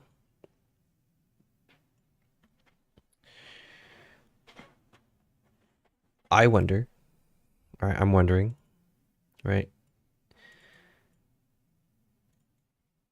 if I should include the scenario.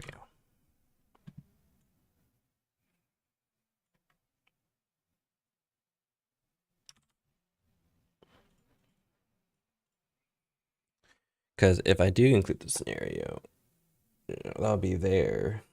I'll give context.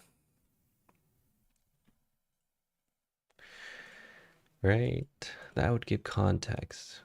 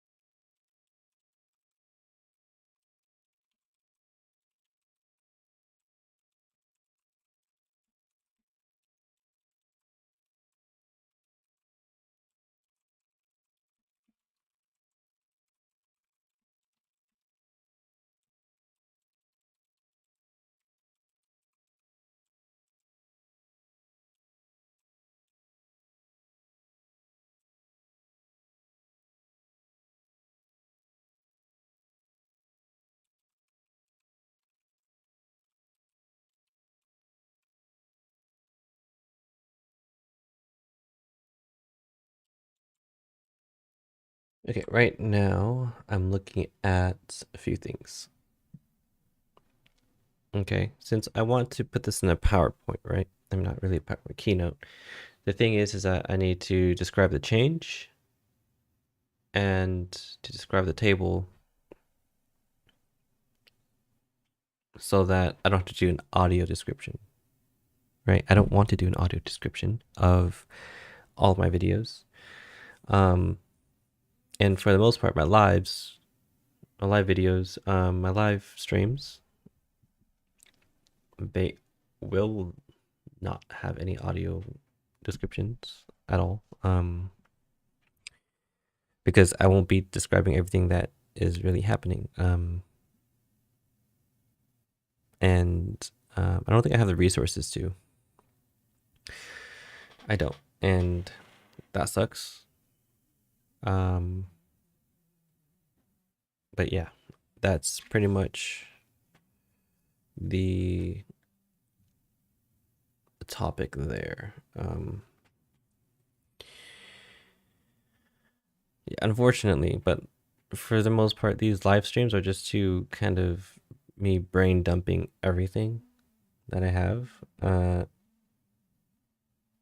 I think that has the most value of all, and that can be there can be captions for that.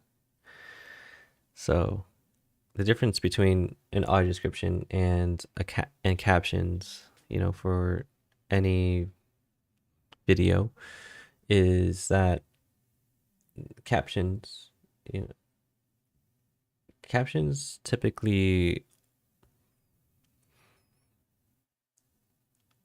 capture um, the dialogue, right? And that's typically would in this case would just be me talking. But an audio description kind of describes some context with dialogue. So the context here would be my visual, context. So anytime I swap between windows or I am highlighting stuff for you guys, yeah, any of that visual stuff, visual like indicators has to be like explicitly said, or a graphic has to be appropriately contextualized in the form of speech, right? Or captions, speech and captions. And so in audio description, type video typically would to just meet the requirements, some people will just pause and typically describe what's going on and then resume the video. Pause and then resume. And so if you can explain what you're doing to your users while you're doing it visually, I think that is a great presentation tool to have. But for me, I'm not really being super deliberate about making things so orchestrated and so right that I'm describing everything that I'm doing, right? And to the level that, it doesn't just require an audio description. So I think for now, the best thing that I can do that would give the most value is just to, and the main purpose of this live stream is basically to just brain dump, just to give my opinion on things and how I'm going to structure things, why I'm leaving stuff out, and just to remind myself the reasoning of why I did it. And hopefully at the end of the day, right, if my decision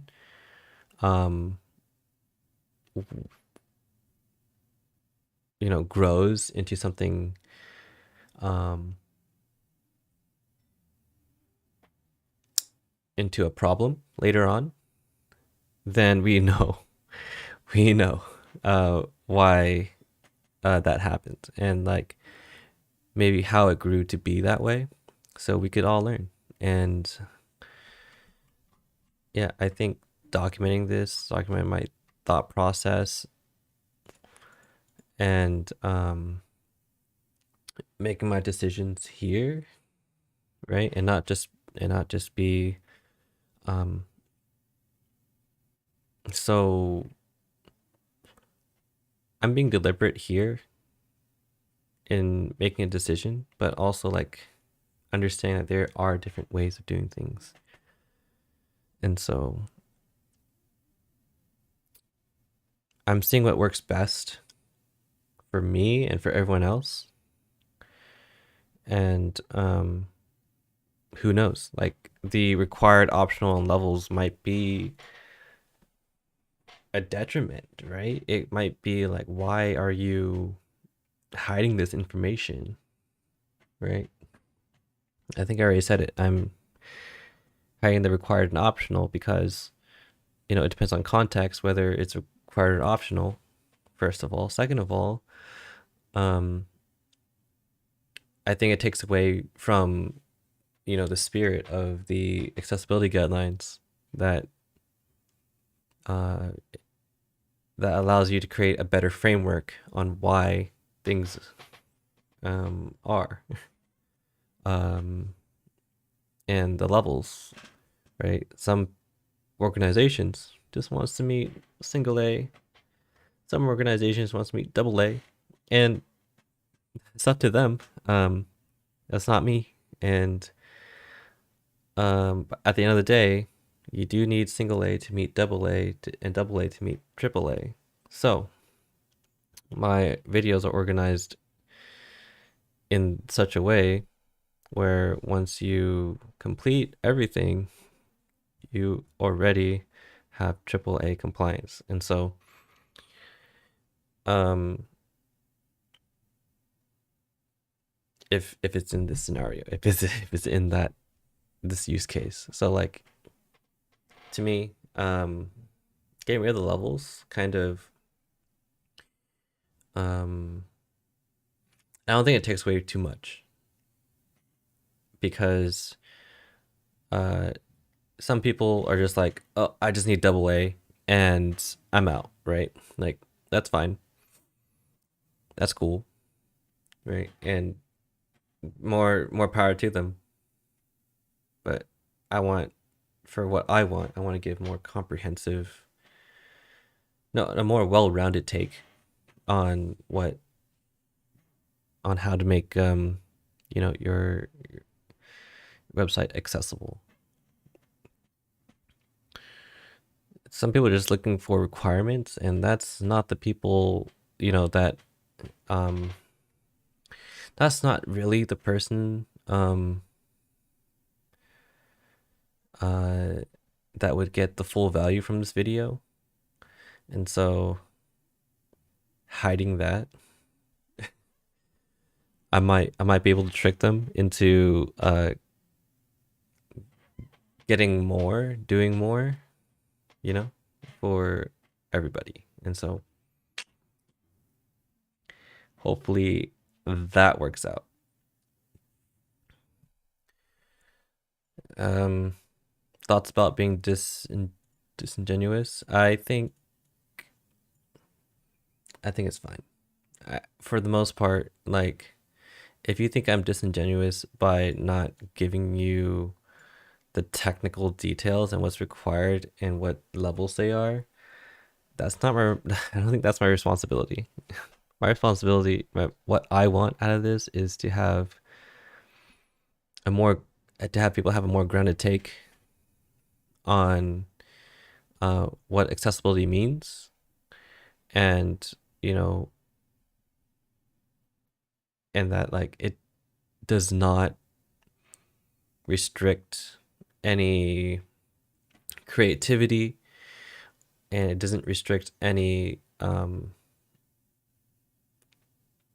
and it's not just for like the few, right? It's not right. Making these changes is not just for people with disabilities. It's for everybody, right? Like creating a better user experience overall is this is for everybody. And I think this is not my responsibility at all. If you hire me and if you kind of give me the context, I could tell you maybe what your responsibility is or not.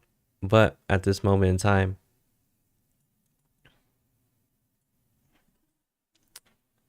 this ain't my problem. Okay, so each the GitHub. So this is more like organizational, like file organization.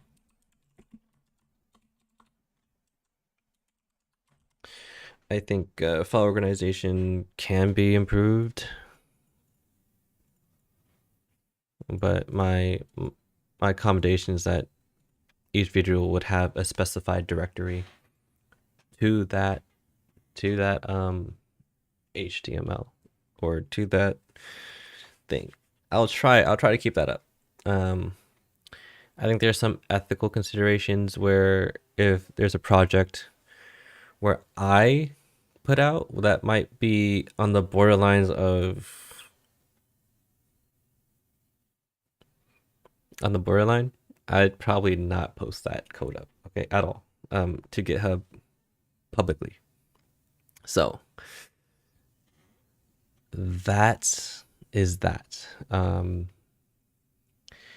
But for accessibility, I think this is okay enough. I know that when you go to the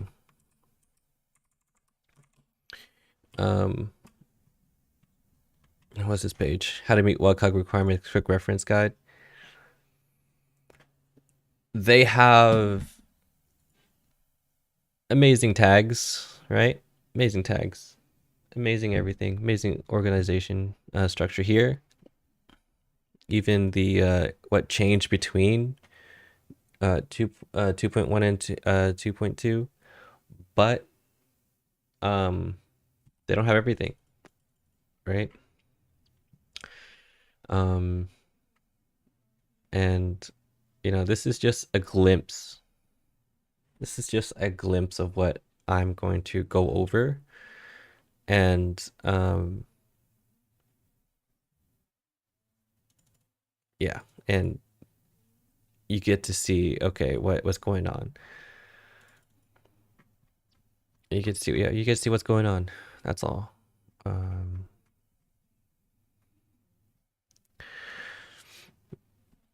But the thing is that half of these accessibility guidelines are just to retroactively make HTML and XML like accessible to screen readers. And so retroactively, I'm not this might bite me later, but my focus now is HTML5. And it's not really to retroactively make divs or like whatever framework that the old framework has into an accessible functioning mess.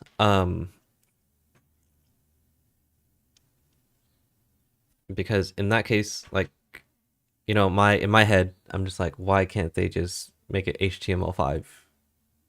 Why can't just make HTML5 instead? Like, if you're retroactively trying to tag these divs, you're essentially just like saying, okay, this is already in H1, it's already in H2. Like, what is the point?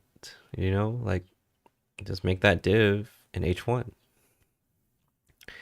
And if you want to style it from a div, just make everything so bare bones where like there's no associative style to any tag. So just erase everything in your CSS. And you could just dial it back to where it was. I mean, I I don't know. There's just other strategies that you could deploy. And I don't know, when you're already retroactively trying to make your website um, uh, patch it up with ARIA labels, I think that's just nightmare. That's a nightmare. Um, I've experienced that once and never again. Um, Never again. Yeah, dude. Because okay, buttons, tables, headers. Those are the three main ones, right? The three main ones that like you would come across.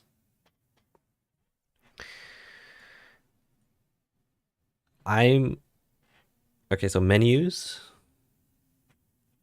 right? Like that's like the most complex part of the website. Like in terms of using it, in terms of styling it, and in terms of like um, responsive design, right? Like the navigation menu.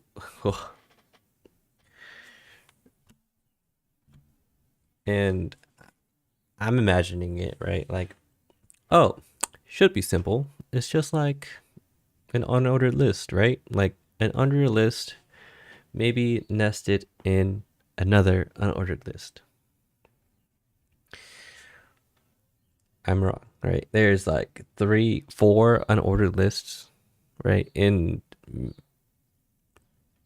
what's supposed to be there. Instead, there are um, divs inside a div that's styled to be a block that's in a div that is wrapped around um, a block where it's supposed to be cascading and and then it's supposed to change like a button when you click on it because it doesn't go to a link. It just opens up another drop down and oh my god, like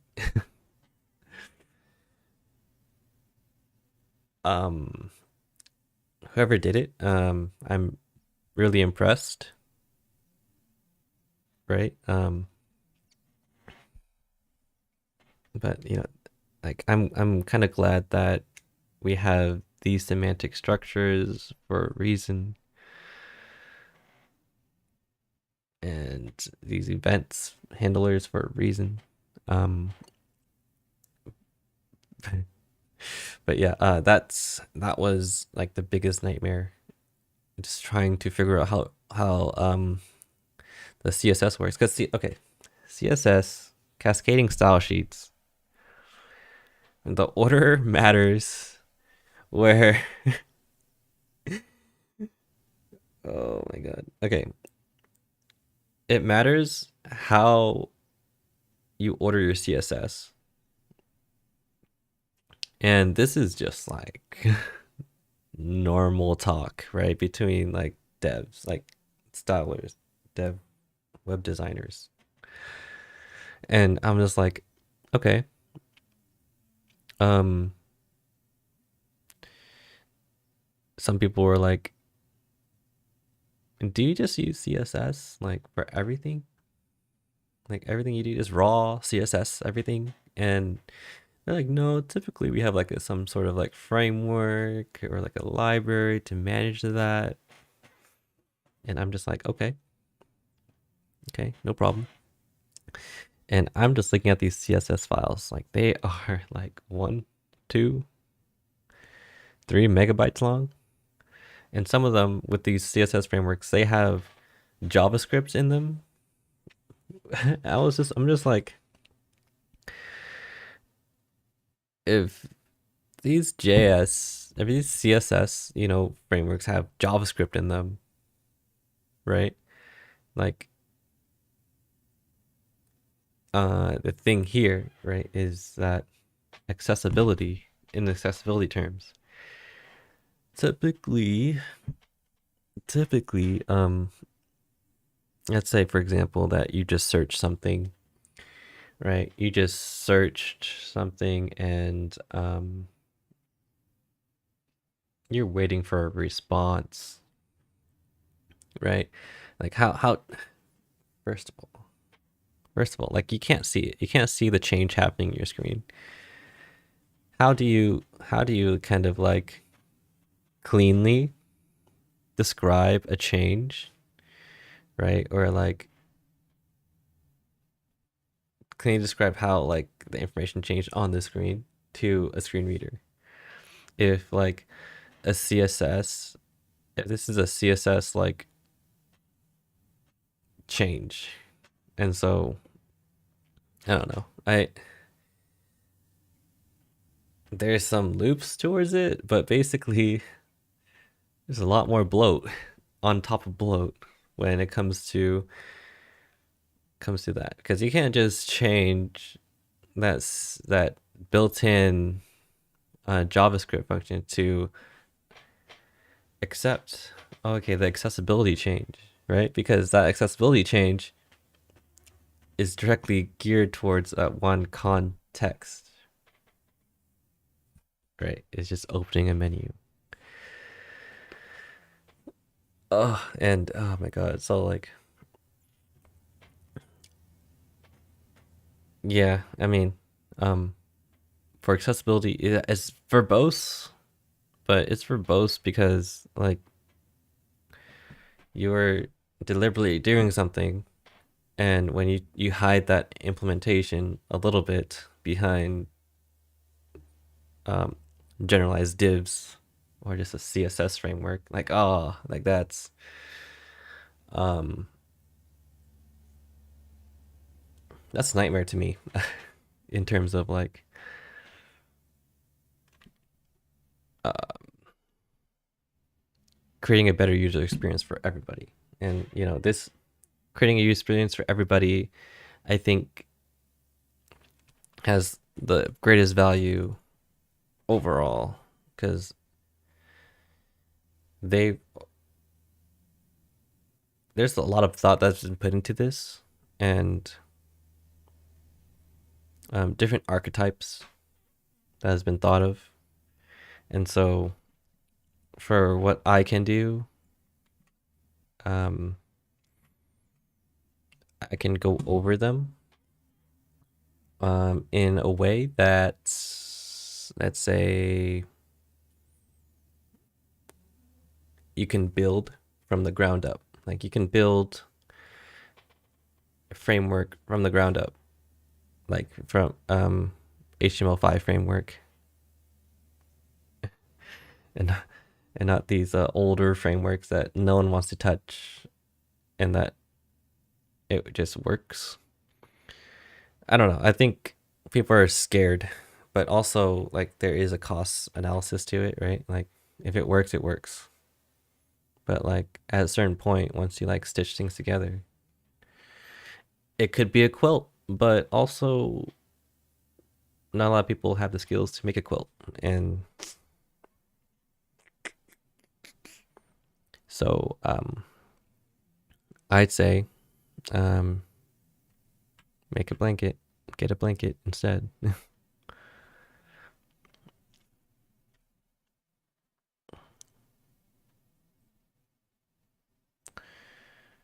Yeah, because most of these are already defined out already, and in HTML5, like I think the majority of it, like they've already defined what's possible um, in HTML5, and what's on top of that advanced stuff, like let's say custom web code that can be put in ARIA labels. That's fine, but for the most part, Like these are conventions, and to create these to have these conventions already in place, already live for years already, I think, you know, there's some value to this that I don't think is being touched on. And, I don't know. We'll see. We'll see.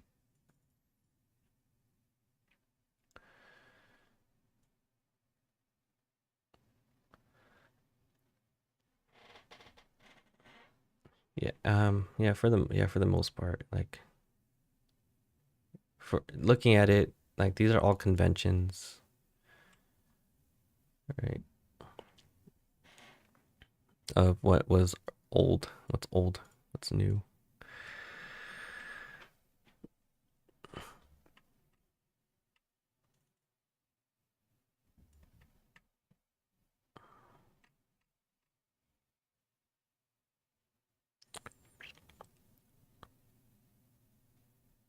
Yeah, right now I'm just thinking about like, oh, what if we rebuild the web from the ground up again? What will we have done differently? But um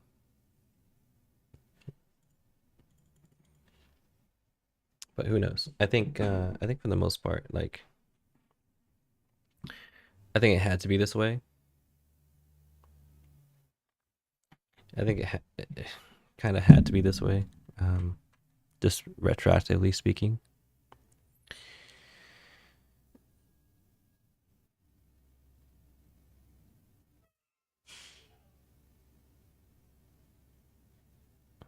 Yeah, cuz HTML, CSS. I mean,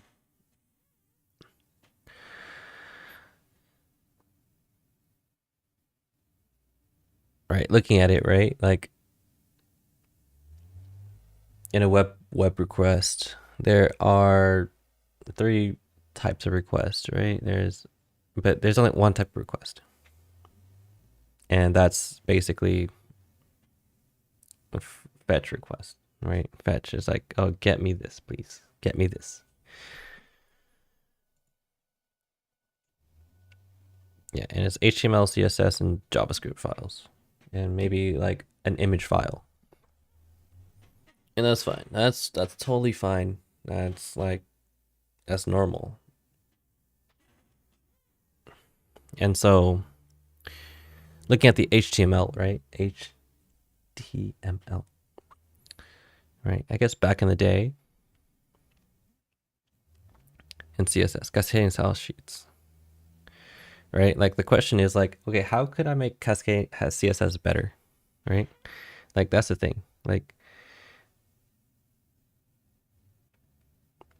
so the functionality, with CSS is that like it goes from the top and it styles it from the top down, cascading style sheet, CSS. How do you make styling better, without being so bloated? And I can't really think of much, right? And simply, I think CSS might have been the best option at that point in time, because to process CSS you go from the top down, but the thing is that like, okay, it can't be multi-threaded, so like let's say for example, we have like some sort of, instead of HTML and CSS, right, we do it natively, right? So like they're treated like object models. So in direct from a tree, right, on the tr so directly from the tree, like we should style it as such as if they're on a tree. So like as if we're doing it as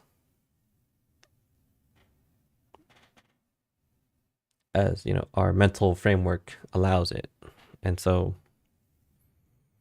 That's where CSS struggles at, because affecting one thing without like making things super verbose is, is already there. So like HTML, to get things on the DOM tree, like we would just ID everything with like a certain structure. So ID body, right? ID.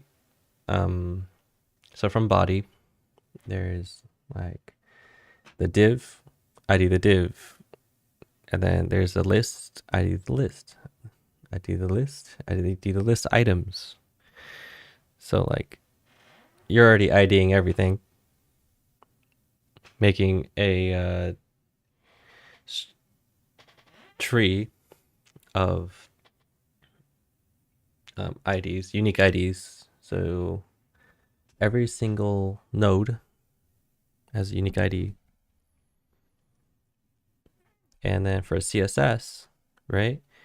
So the parent node, to style the parent node, right? You have to, that to style the parent node, you affect the children. And so with that framework in mind, like, you either have specified styles per ID, which is like already kind of like it can be a standard practice. I won't say a standard practice, but it can be a practice that you use, a method that you use. Like, okay,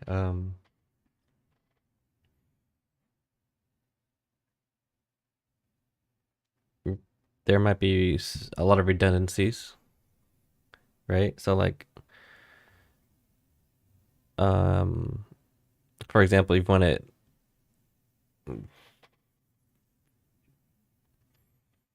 want to style this table instead of the other table. I mean, use classes, or you would use the or you'd have to style the web page itself. So like a unique web page per DOM tree. So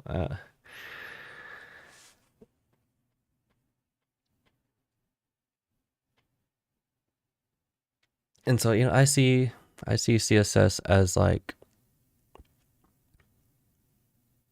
an effective way to style,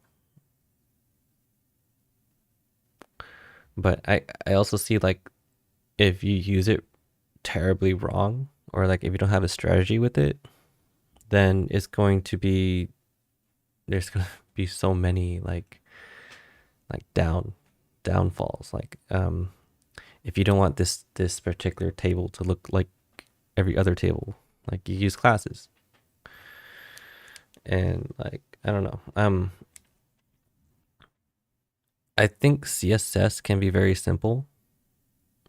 I've seen a lot of web designers use like so many CSS frameworks that like it can take away from um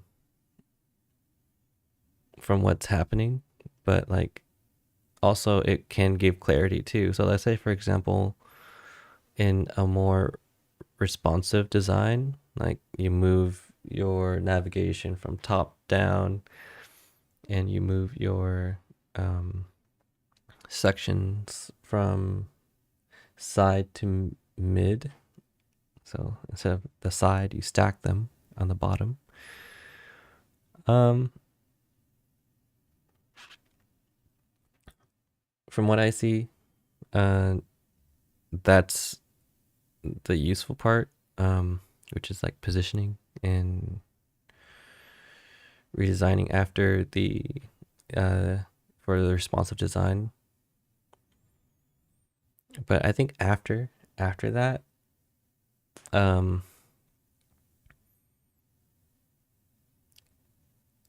I don't think there's much value. I mean, hold on. In my experience, I don't see much. Maybe you could prove me wrong, or like give me other examples. But from my framework of what, HTML is broken up as in the web page, in a web, like as a tree, a, a DOM tree. I think CSS might be the is super efficient like way of styling things.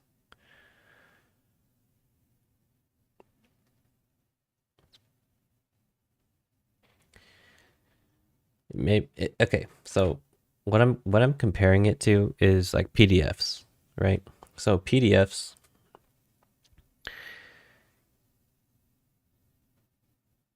right? Their fonts, their styles, and the amount of um layers that they have,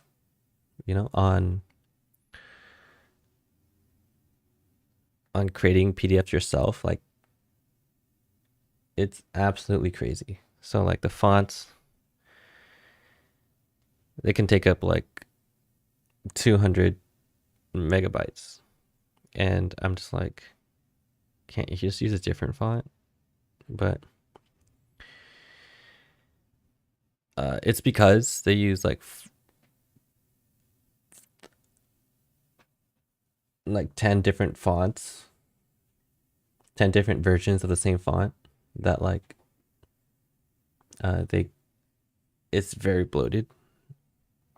I don't know. There's so much nuance, but I think CSS, I don't know. I think styling the web,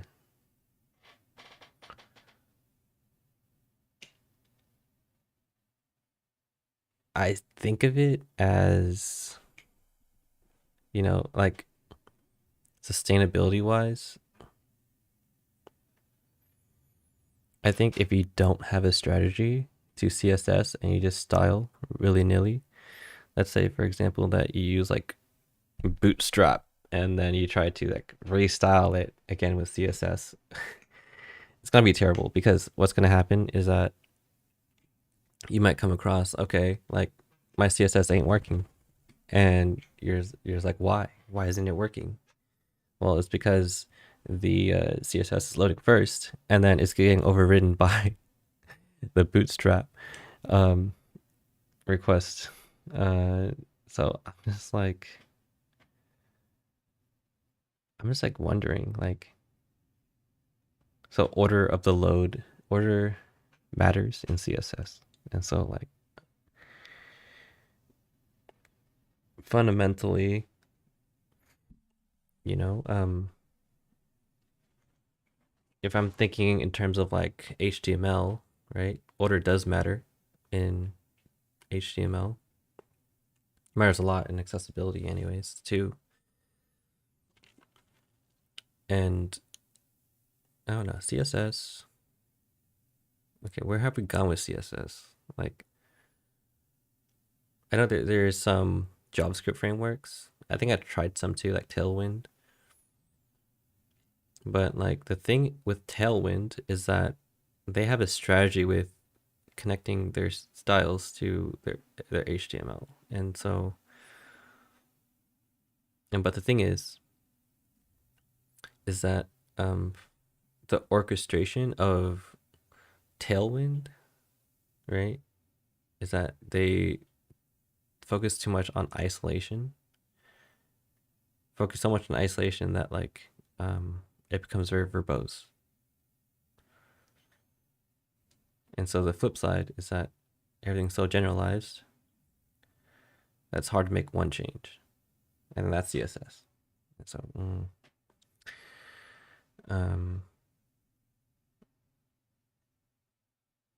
yeah, I guess it's difficult, right? Like styling is difficult overall. Um,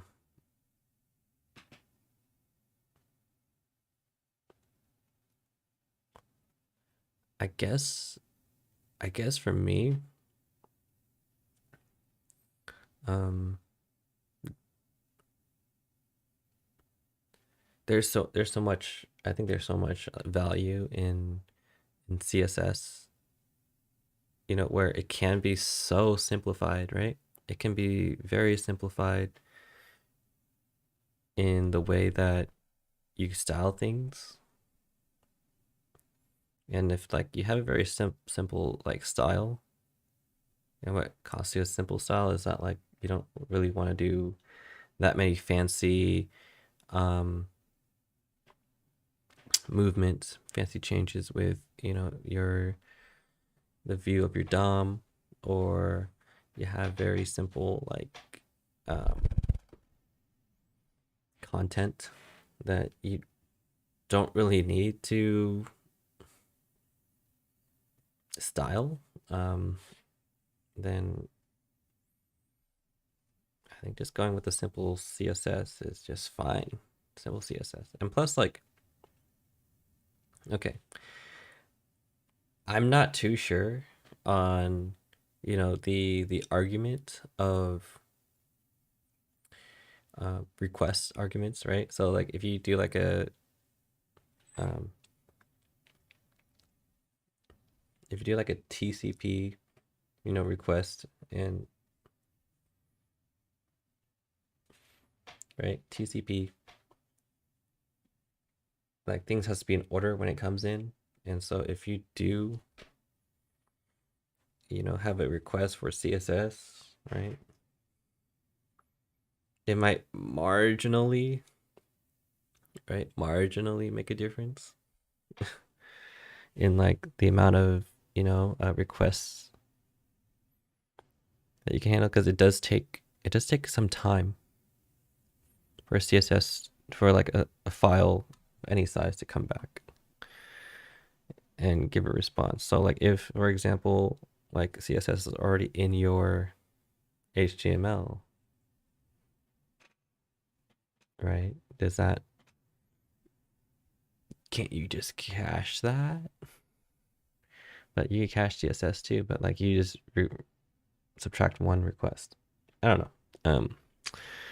Same with JavaScript, I guess. But JavaScript ordering does matter too if it's in the top.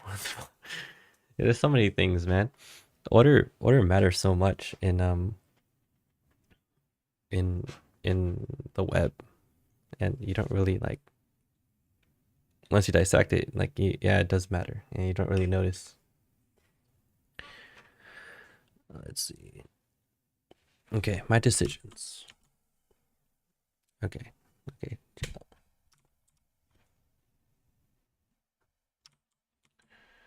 okay, my decision. So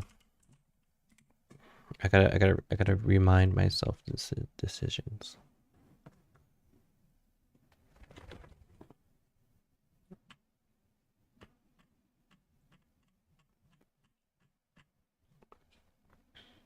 So before and after, HTML, semantic, structuring the video scenario, bare bones example, meet the standard one by one. GitHub, GitHub's fine. I think there was one more. I forgot. I forgot what I was gonna do. Um.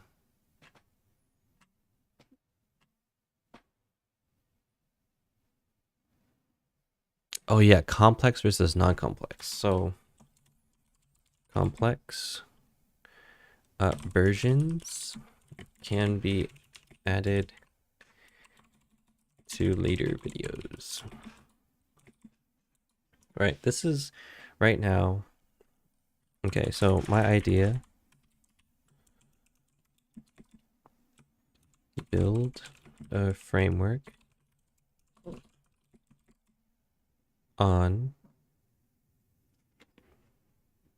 like simple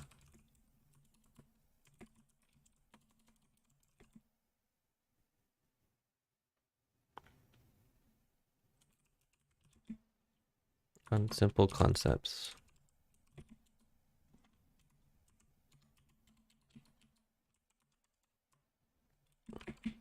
to tie in simple concepts. Okay, yeah.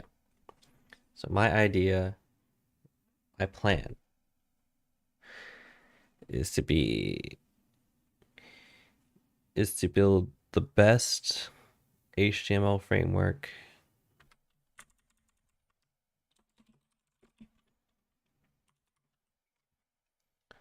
as possible for semantic wise first.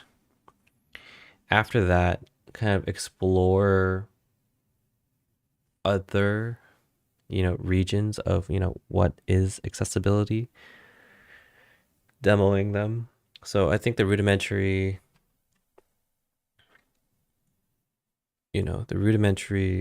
test is through a screen reader. There's other tests too, like operating system, browser with a screen reader through Firefox. Okay, I'm promoting Firefox only because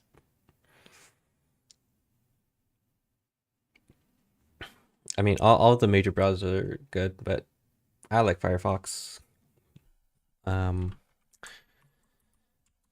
they got destroyed through the browser wars, but in terms of bloat, in terms of response and returns, in terms of um, response times, load times, they're still the best, right? So like if, for example, an HTML page is like uh long, like let's say 400 megabytes big, right?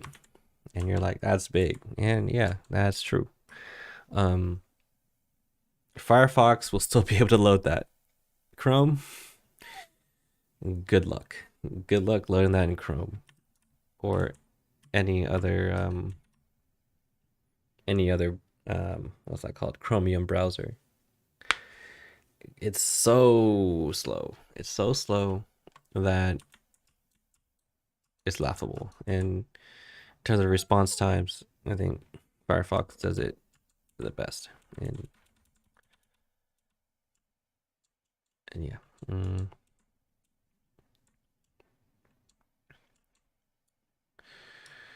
So yeah, there's operating systems. I'll be in Windows for now. There's other operating systems that you could test on, but through Firefox on Windows. And what next? Um, Windows Desktop.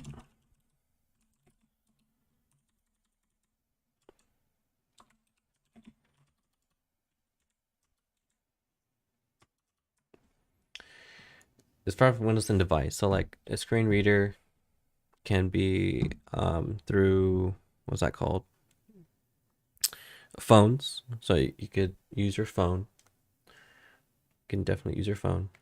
Um, iPad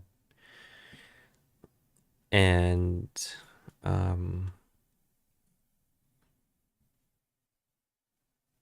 and laptop.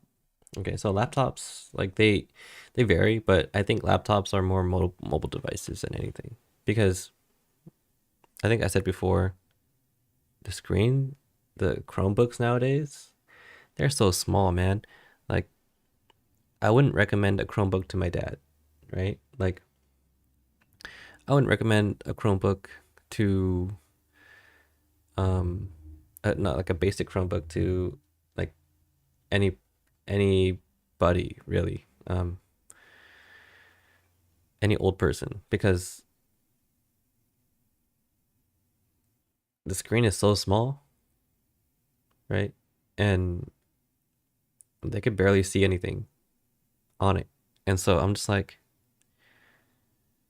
I guess if they're young, like, and they're on a really tight budget, yeah, Chromebook, go ahead, bro, buddy. Like, if you just code on like um, on a remote computer, like, dude, like that's more than enough. Unless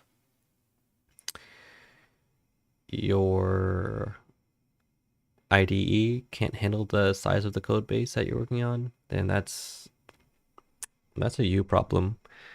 Um, but for the most part, yeah, it's that it's difficult to see, and even though it's light, um, like I don't want any old person or any person that like has some visual impairments or difficulty seeing to struggle using that technology. And I'm for one likes quality of life over being cheap. Like that that's the thing. Like I would spend maybe 200 $300 more on a laptop for my dad because he could use it better, right? Like he could look at the screen and use it better, right? Like I don't know. Maybe I'm going on a tangent. I am. Um Bigger screen, better for me. Um yeah, bigger screen, better.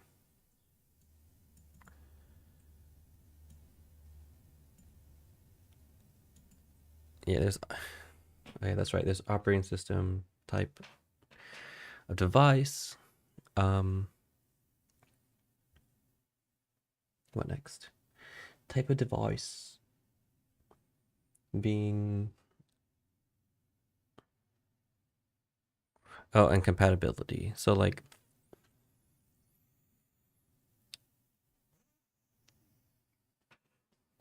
compatibility. So the operating system for Windows has like the highest compatibility with all of these assistive technologies. You can make custom drivers for Linux, Ubuntu operating systems, but they need some work. Um, just a bit more. Oh yeah, OS and Android. Um, Android has been ridiculously unresponsive. Um, Not in terms of like me giving out like a ticket and stuff and like voicing my concern. It's more like they're ridiculously slow in terms of like physical device responsiveness. I don't know. Um, that's just my experience with that. Um, and it sucks. I hope that they can boost up their performance without, which basically means code efficiency without just like, um, without what's that called? Better code efficiency without boosting up the CPU because I think they need to focus on that more.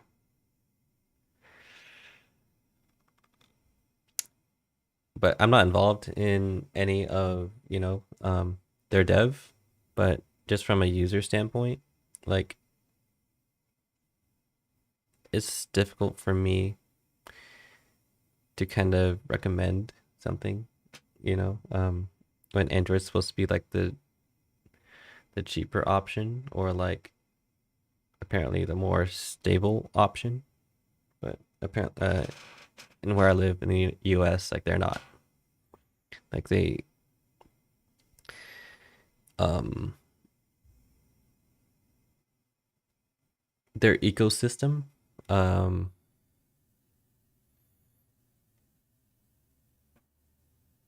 for me, I think for the past few years, their ecosystem hasn't been very nice to use at all. So, if anything, I hope that they can work on that.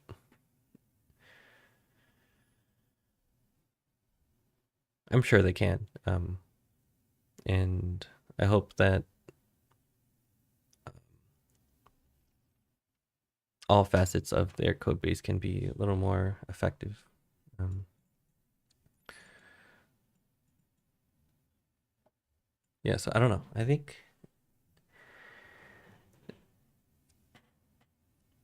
okay, so the idea, okay, that I'm going through that's going through my head is like, okay, the fight between like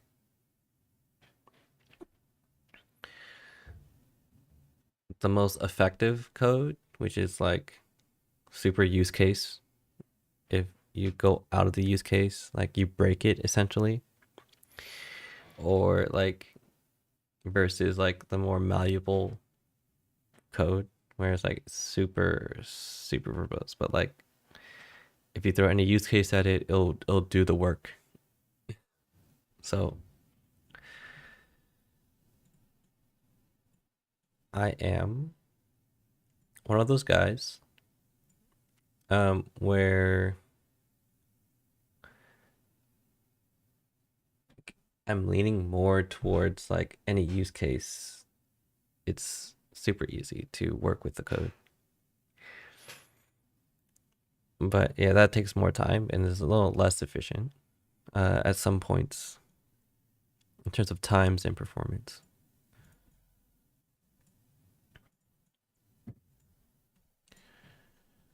But who knows? I mean, uh, it's just like who knows, man. It's like I don't know. I don't know what um is that best case.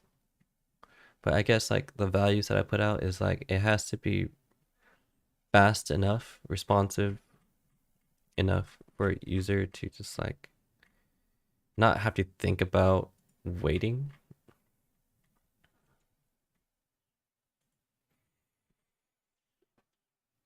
And also like I don't know. It's like we'll see. We'll see. I do like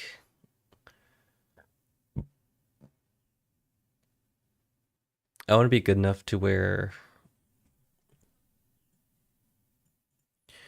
I create my own framework. We'll see. Create my own framework. Okay. Um, I think that's pretty much it. Like build an HTML framework on simple concepts first, and then, being able to reference that without having such a bloated video, right? Because in my opinion, I think the more condensed it is, right? It doesn't always mean better, but like being able to explain the concepts first, simple concepts first, and then building on top of that, referencing it a bit without having to explain everything is the way to go. Um, it, it's just a personal taste, I guess. I could create like an hour, 2 hour video on the complex versions, just being super verbose about it, but I don't want to. I think that takes away a lot of the interesting details, right? And doesn't allow me to get to the point, right? Because I don't get to the point as much as I like to. So yeah, I think that's pretty much it. Like I want that. Like I want to get to the point and I want to um explain the nuance. I think that's pretty much it. Like being able to reference the old points but then explain the nuance in the complex video. So a complex video could be like um change like dynamics or like um concept like later added in the video. there's so many things. So like styling wise, there's like infinite possibilities there. There are like dynamic wise where it's like it changes upon request. There could be like um mm, cached versions. So like your browser can cache that information, but it didn't go through yet. Maybe there's like a DNS type of thing that happened where it can't find anything like a failed request, or like you didn't pay for your internet and your internet gave out on you, you know. um what do you do then?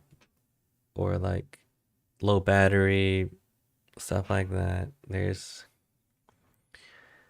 a lot. I think there's a dimension that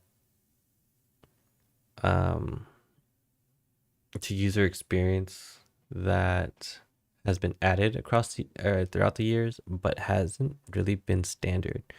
And so I'm trying to make it standard. Hopefully, that's my dreams. Those are my dreams, hopes and dreams. Don't crush it. Um, so yeah, I'm just trying to keep that alive, and you don't have to reinvent the wheel. And um, if you do, more luck to you. But I think this is super valuable. I think having already a framework and understanding that the web is more advanced than we think is just, I think, is it's great. Like using the tools that's already there for us, and I don't know, making it simple and understandable. I don't know. It's about raising awareness also. I think not a lot of people are aware. Yeah. So my goal is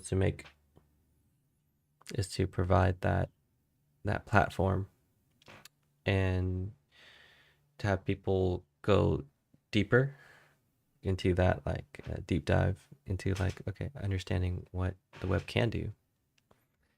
Because for the most part, I think people have this understanding that the web hasn't changed for the past few years. And you might be true. That might be true. And for the most part, like majority of the websites typically are static.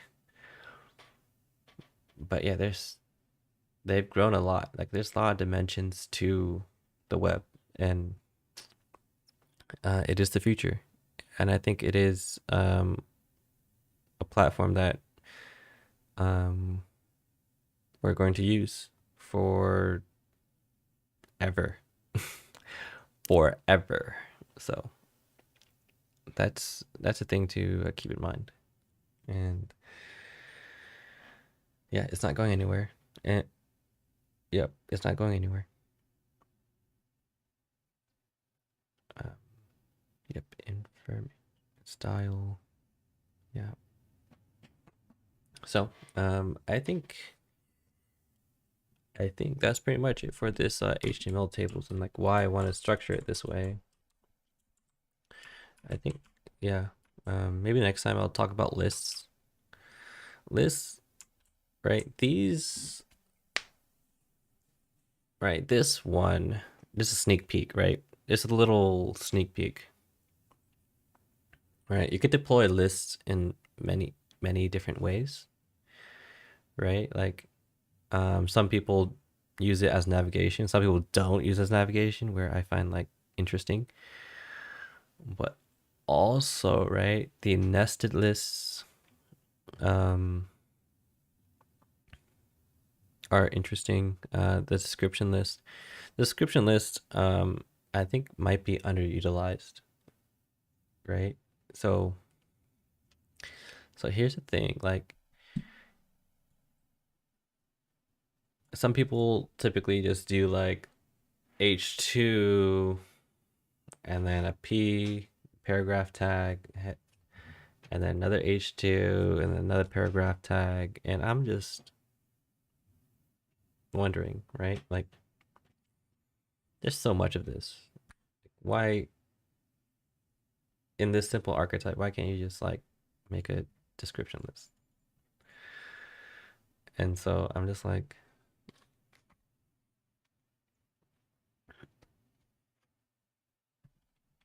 sometimes it's not really used properly. I mean, it's underutilized. Yeah, it can make things simpler in that case. Simpler. Um,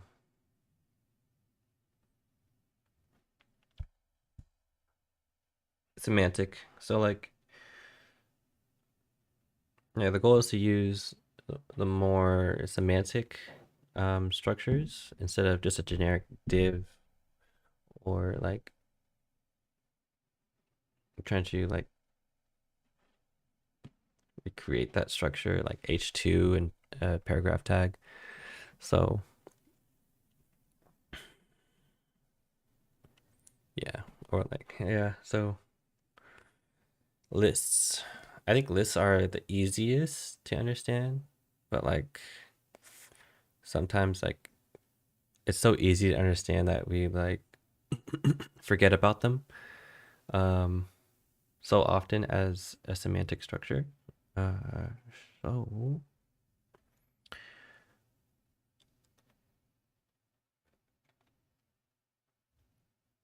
that's pretty much that.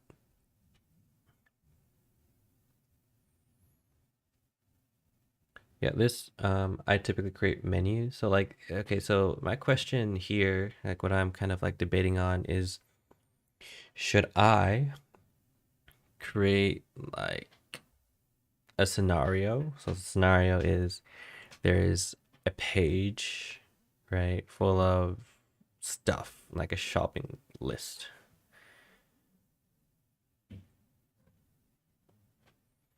And you're just like, okay, so in this shopping list, right, it's an unordered list. It's a UL, right? And so navigating through this, right, there's a shopping cart, right? The shopping cart is also an unordered list, right? It can be. And so detailing all of that out, it could be an unordered list. And so, you could see like, okay, there are things to this um, that you could use. And so we'll see. It can be an unordered list, or it could be a table, actually. It could be a table. So many ways of doing this.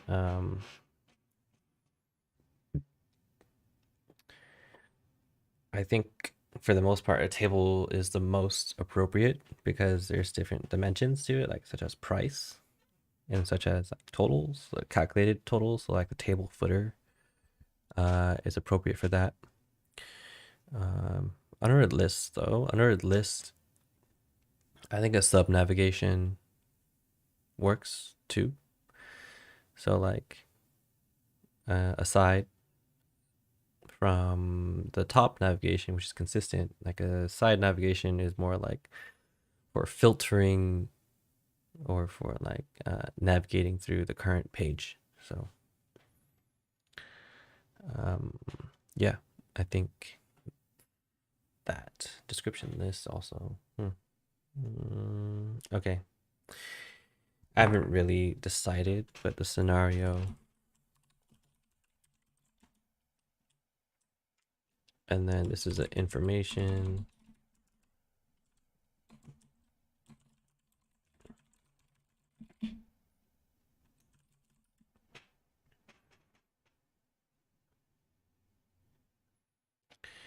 How to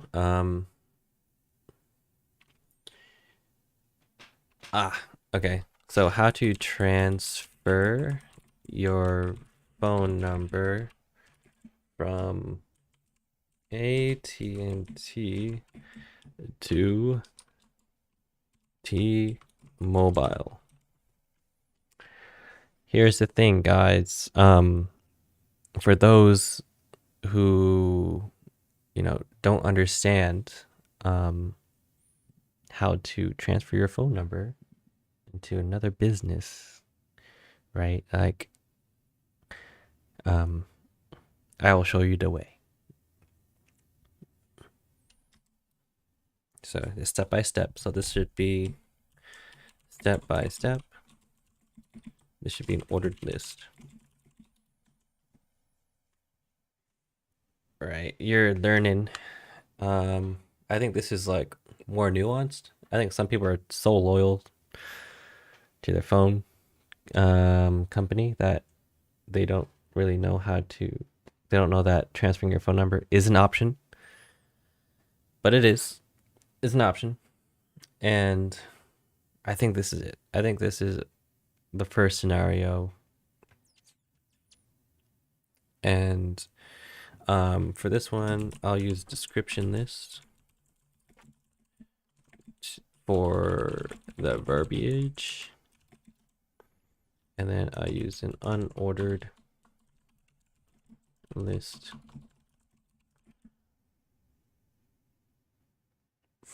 for the information needed, required. Perfect. Okay, guys, I have a scenario. I have the usages. The nested list can come later. I think that's a complex one, right? This is as simple as possible.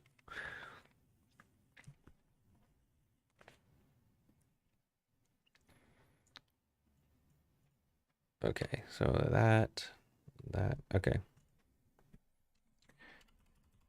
So step-by-step order list. Okay, so I think the first thing I'm gonna do, to demonstrate why it should be put in a list is to demonstrate the scenario of when it's not put in a list. So I'm going to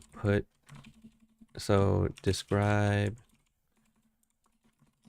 this. So I'm going to describe the process in in an essay, essay format. Great. Like I could be okay. First of all, my writing skills are terrible, so like I'm gonna be like terrible at this. But like, I'm gonna describe the process in a paragraph format, essay format, in p tags, in paragraph tags. All paragraph tags. Yeah, and you could say like to the companies that put it in the paragraph tags, make it seem so what's that called, make it seem more complicated than it should be.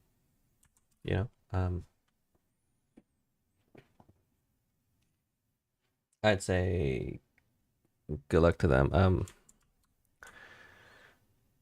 But I think things should be as easily digestible as possible. And so creating the order list, description list, and order list would explain everything that is required. So yeah, let's see.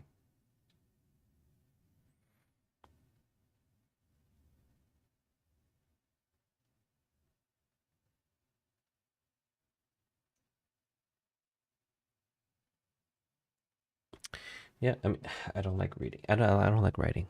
I don't like writing at all. I don't like reading. You know me, guys.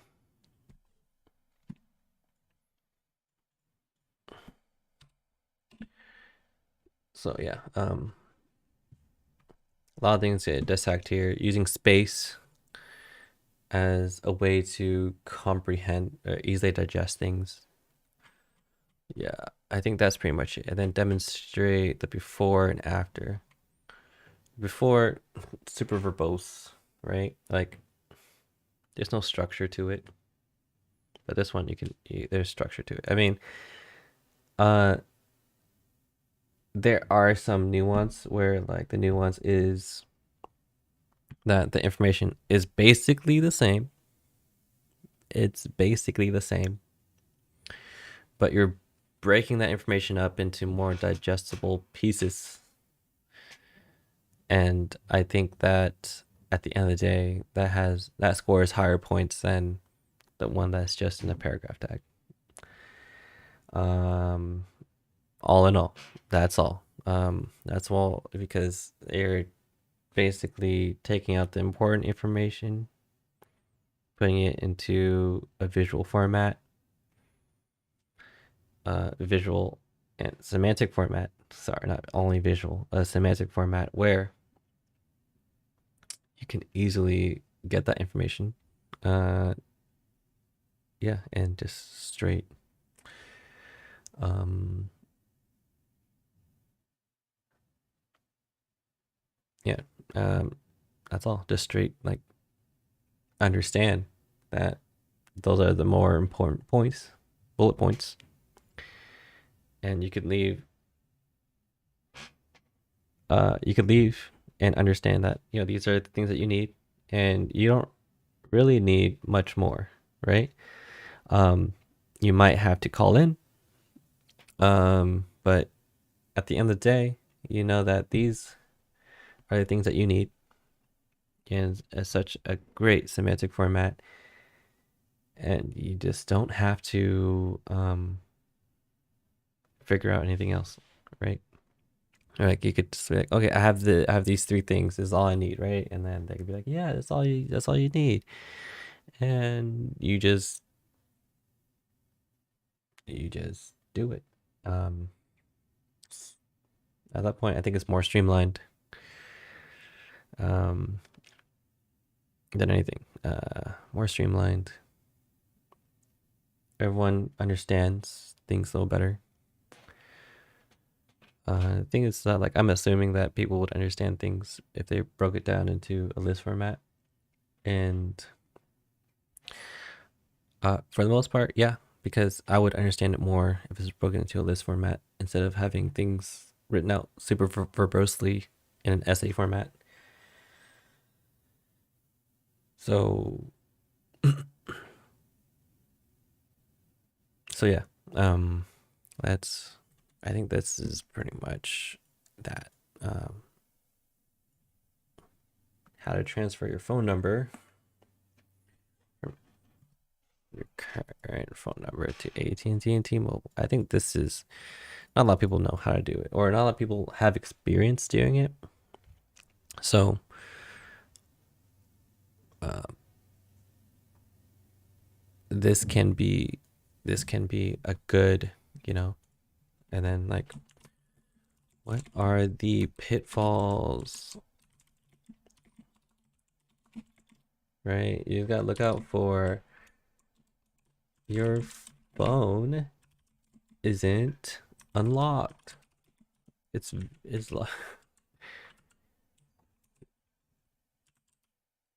your SIM card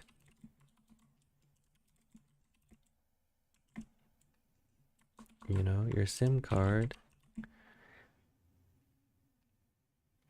No, I think the unlocked phone is the main point here. If you don't know your phone's unlocked, it's vendor locked basically, and you go to T-Mobile, you can't use that phone. Very common issue. Even if you try to unlock your phone, you can't. Very common issue. You already spent like what, $300, $400 on the phone, and it's vendor locked. Some people don't have an unlocked iPhone, and even if they can unlock their iPhone though, but it'll take some time. So yeah, iPhone, your phone isn't unlocked. What does that mean? Isn't.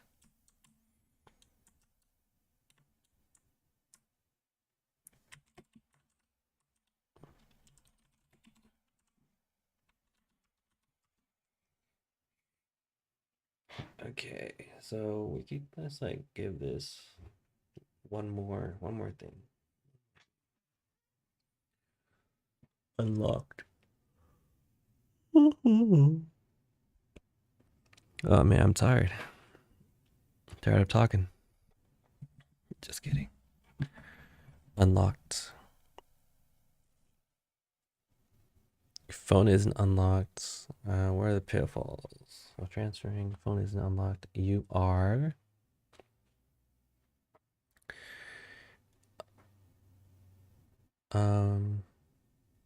Let's see.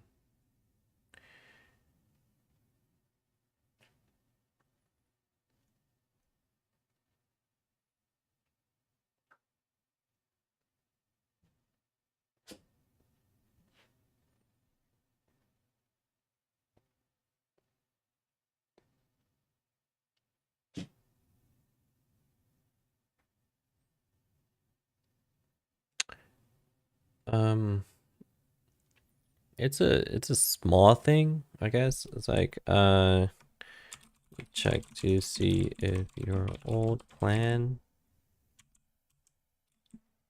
is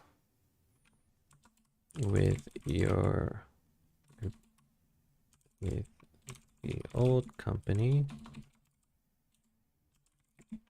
is active.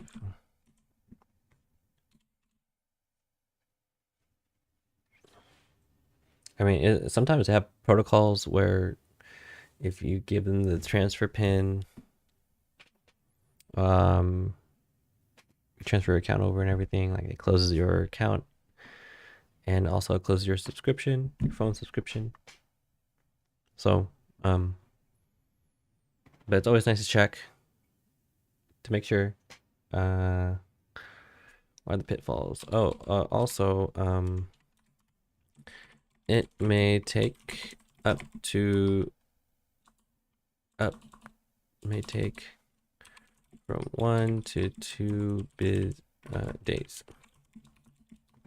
don't think it's business days. It took so there's some downtime. There's some downtime.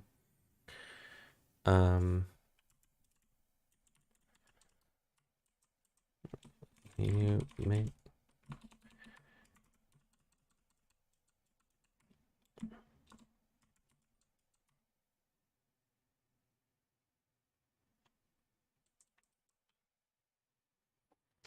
like 1 or 2 days for the new SIM to work with your phone number. Okay.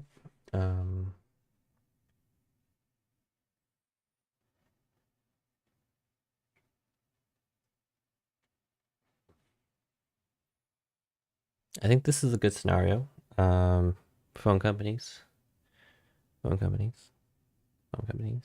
Learning the process, how that works. Pretty interesting. I'm not really going to expand on that right now or at all.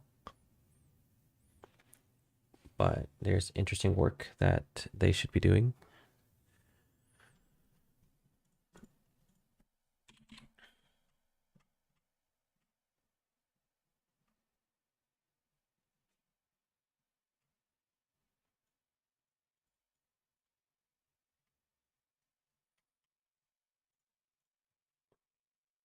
Okay.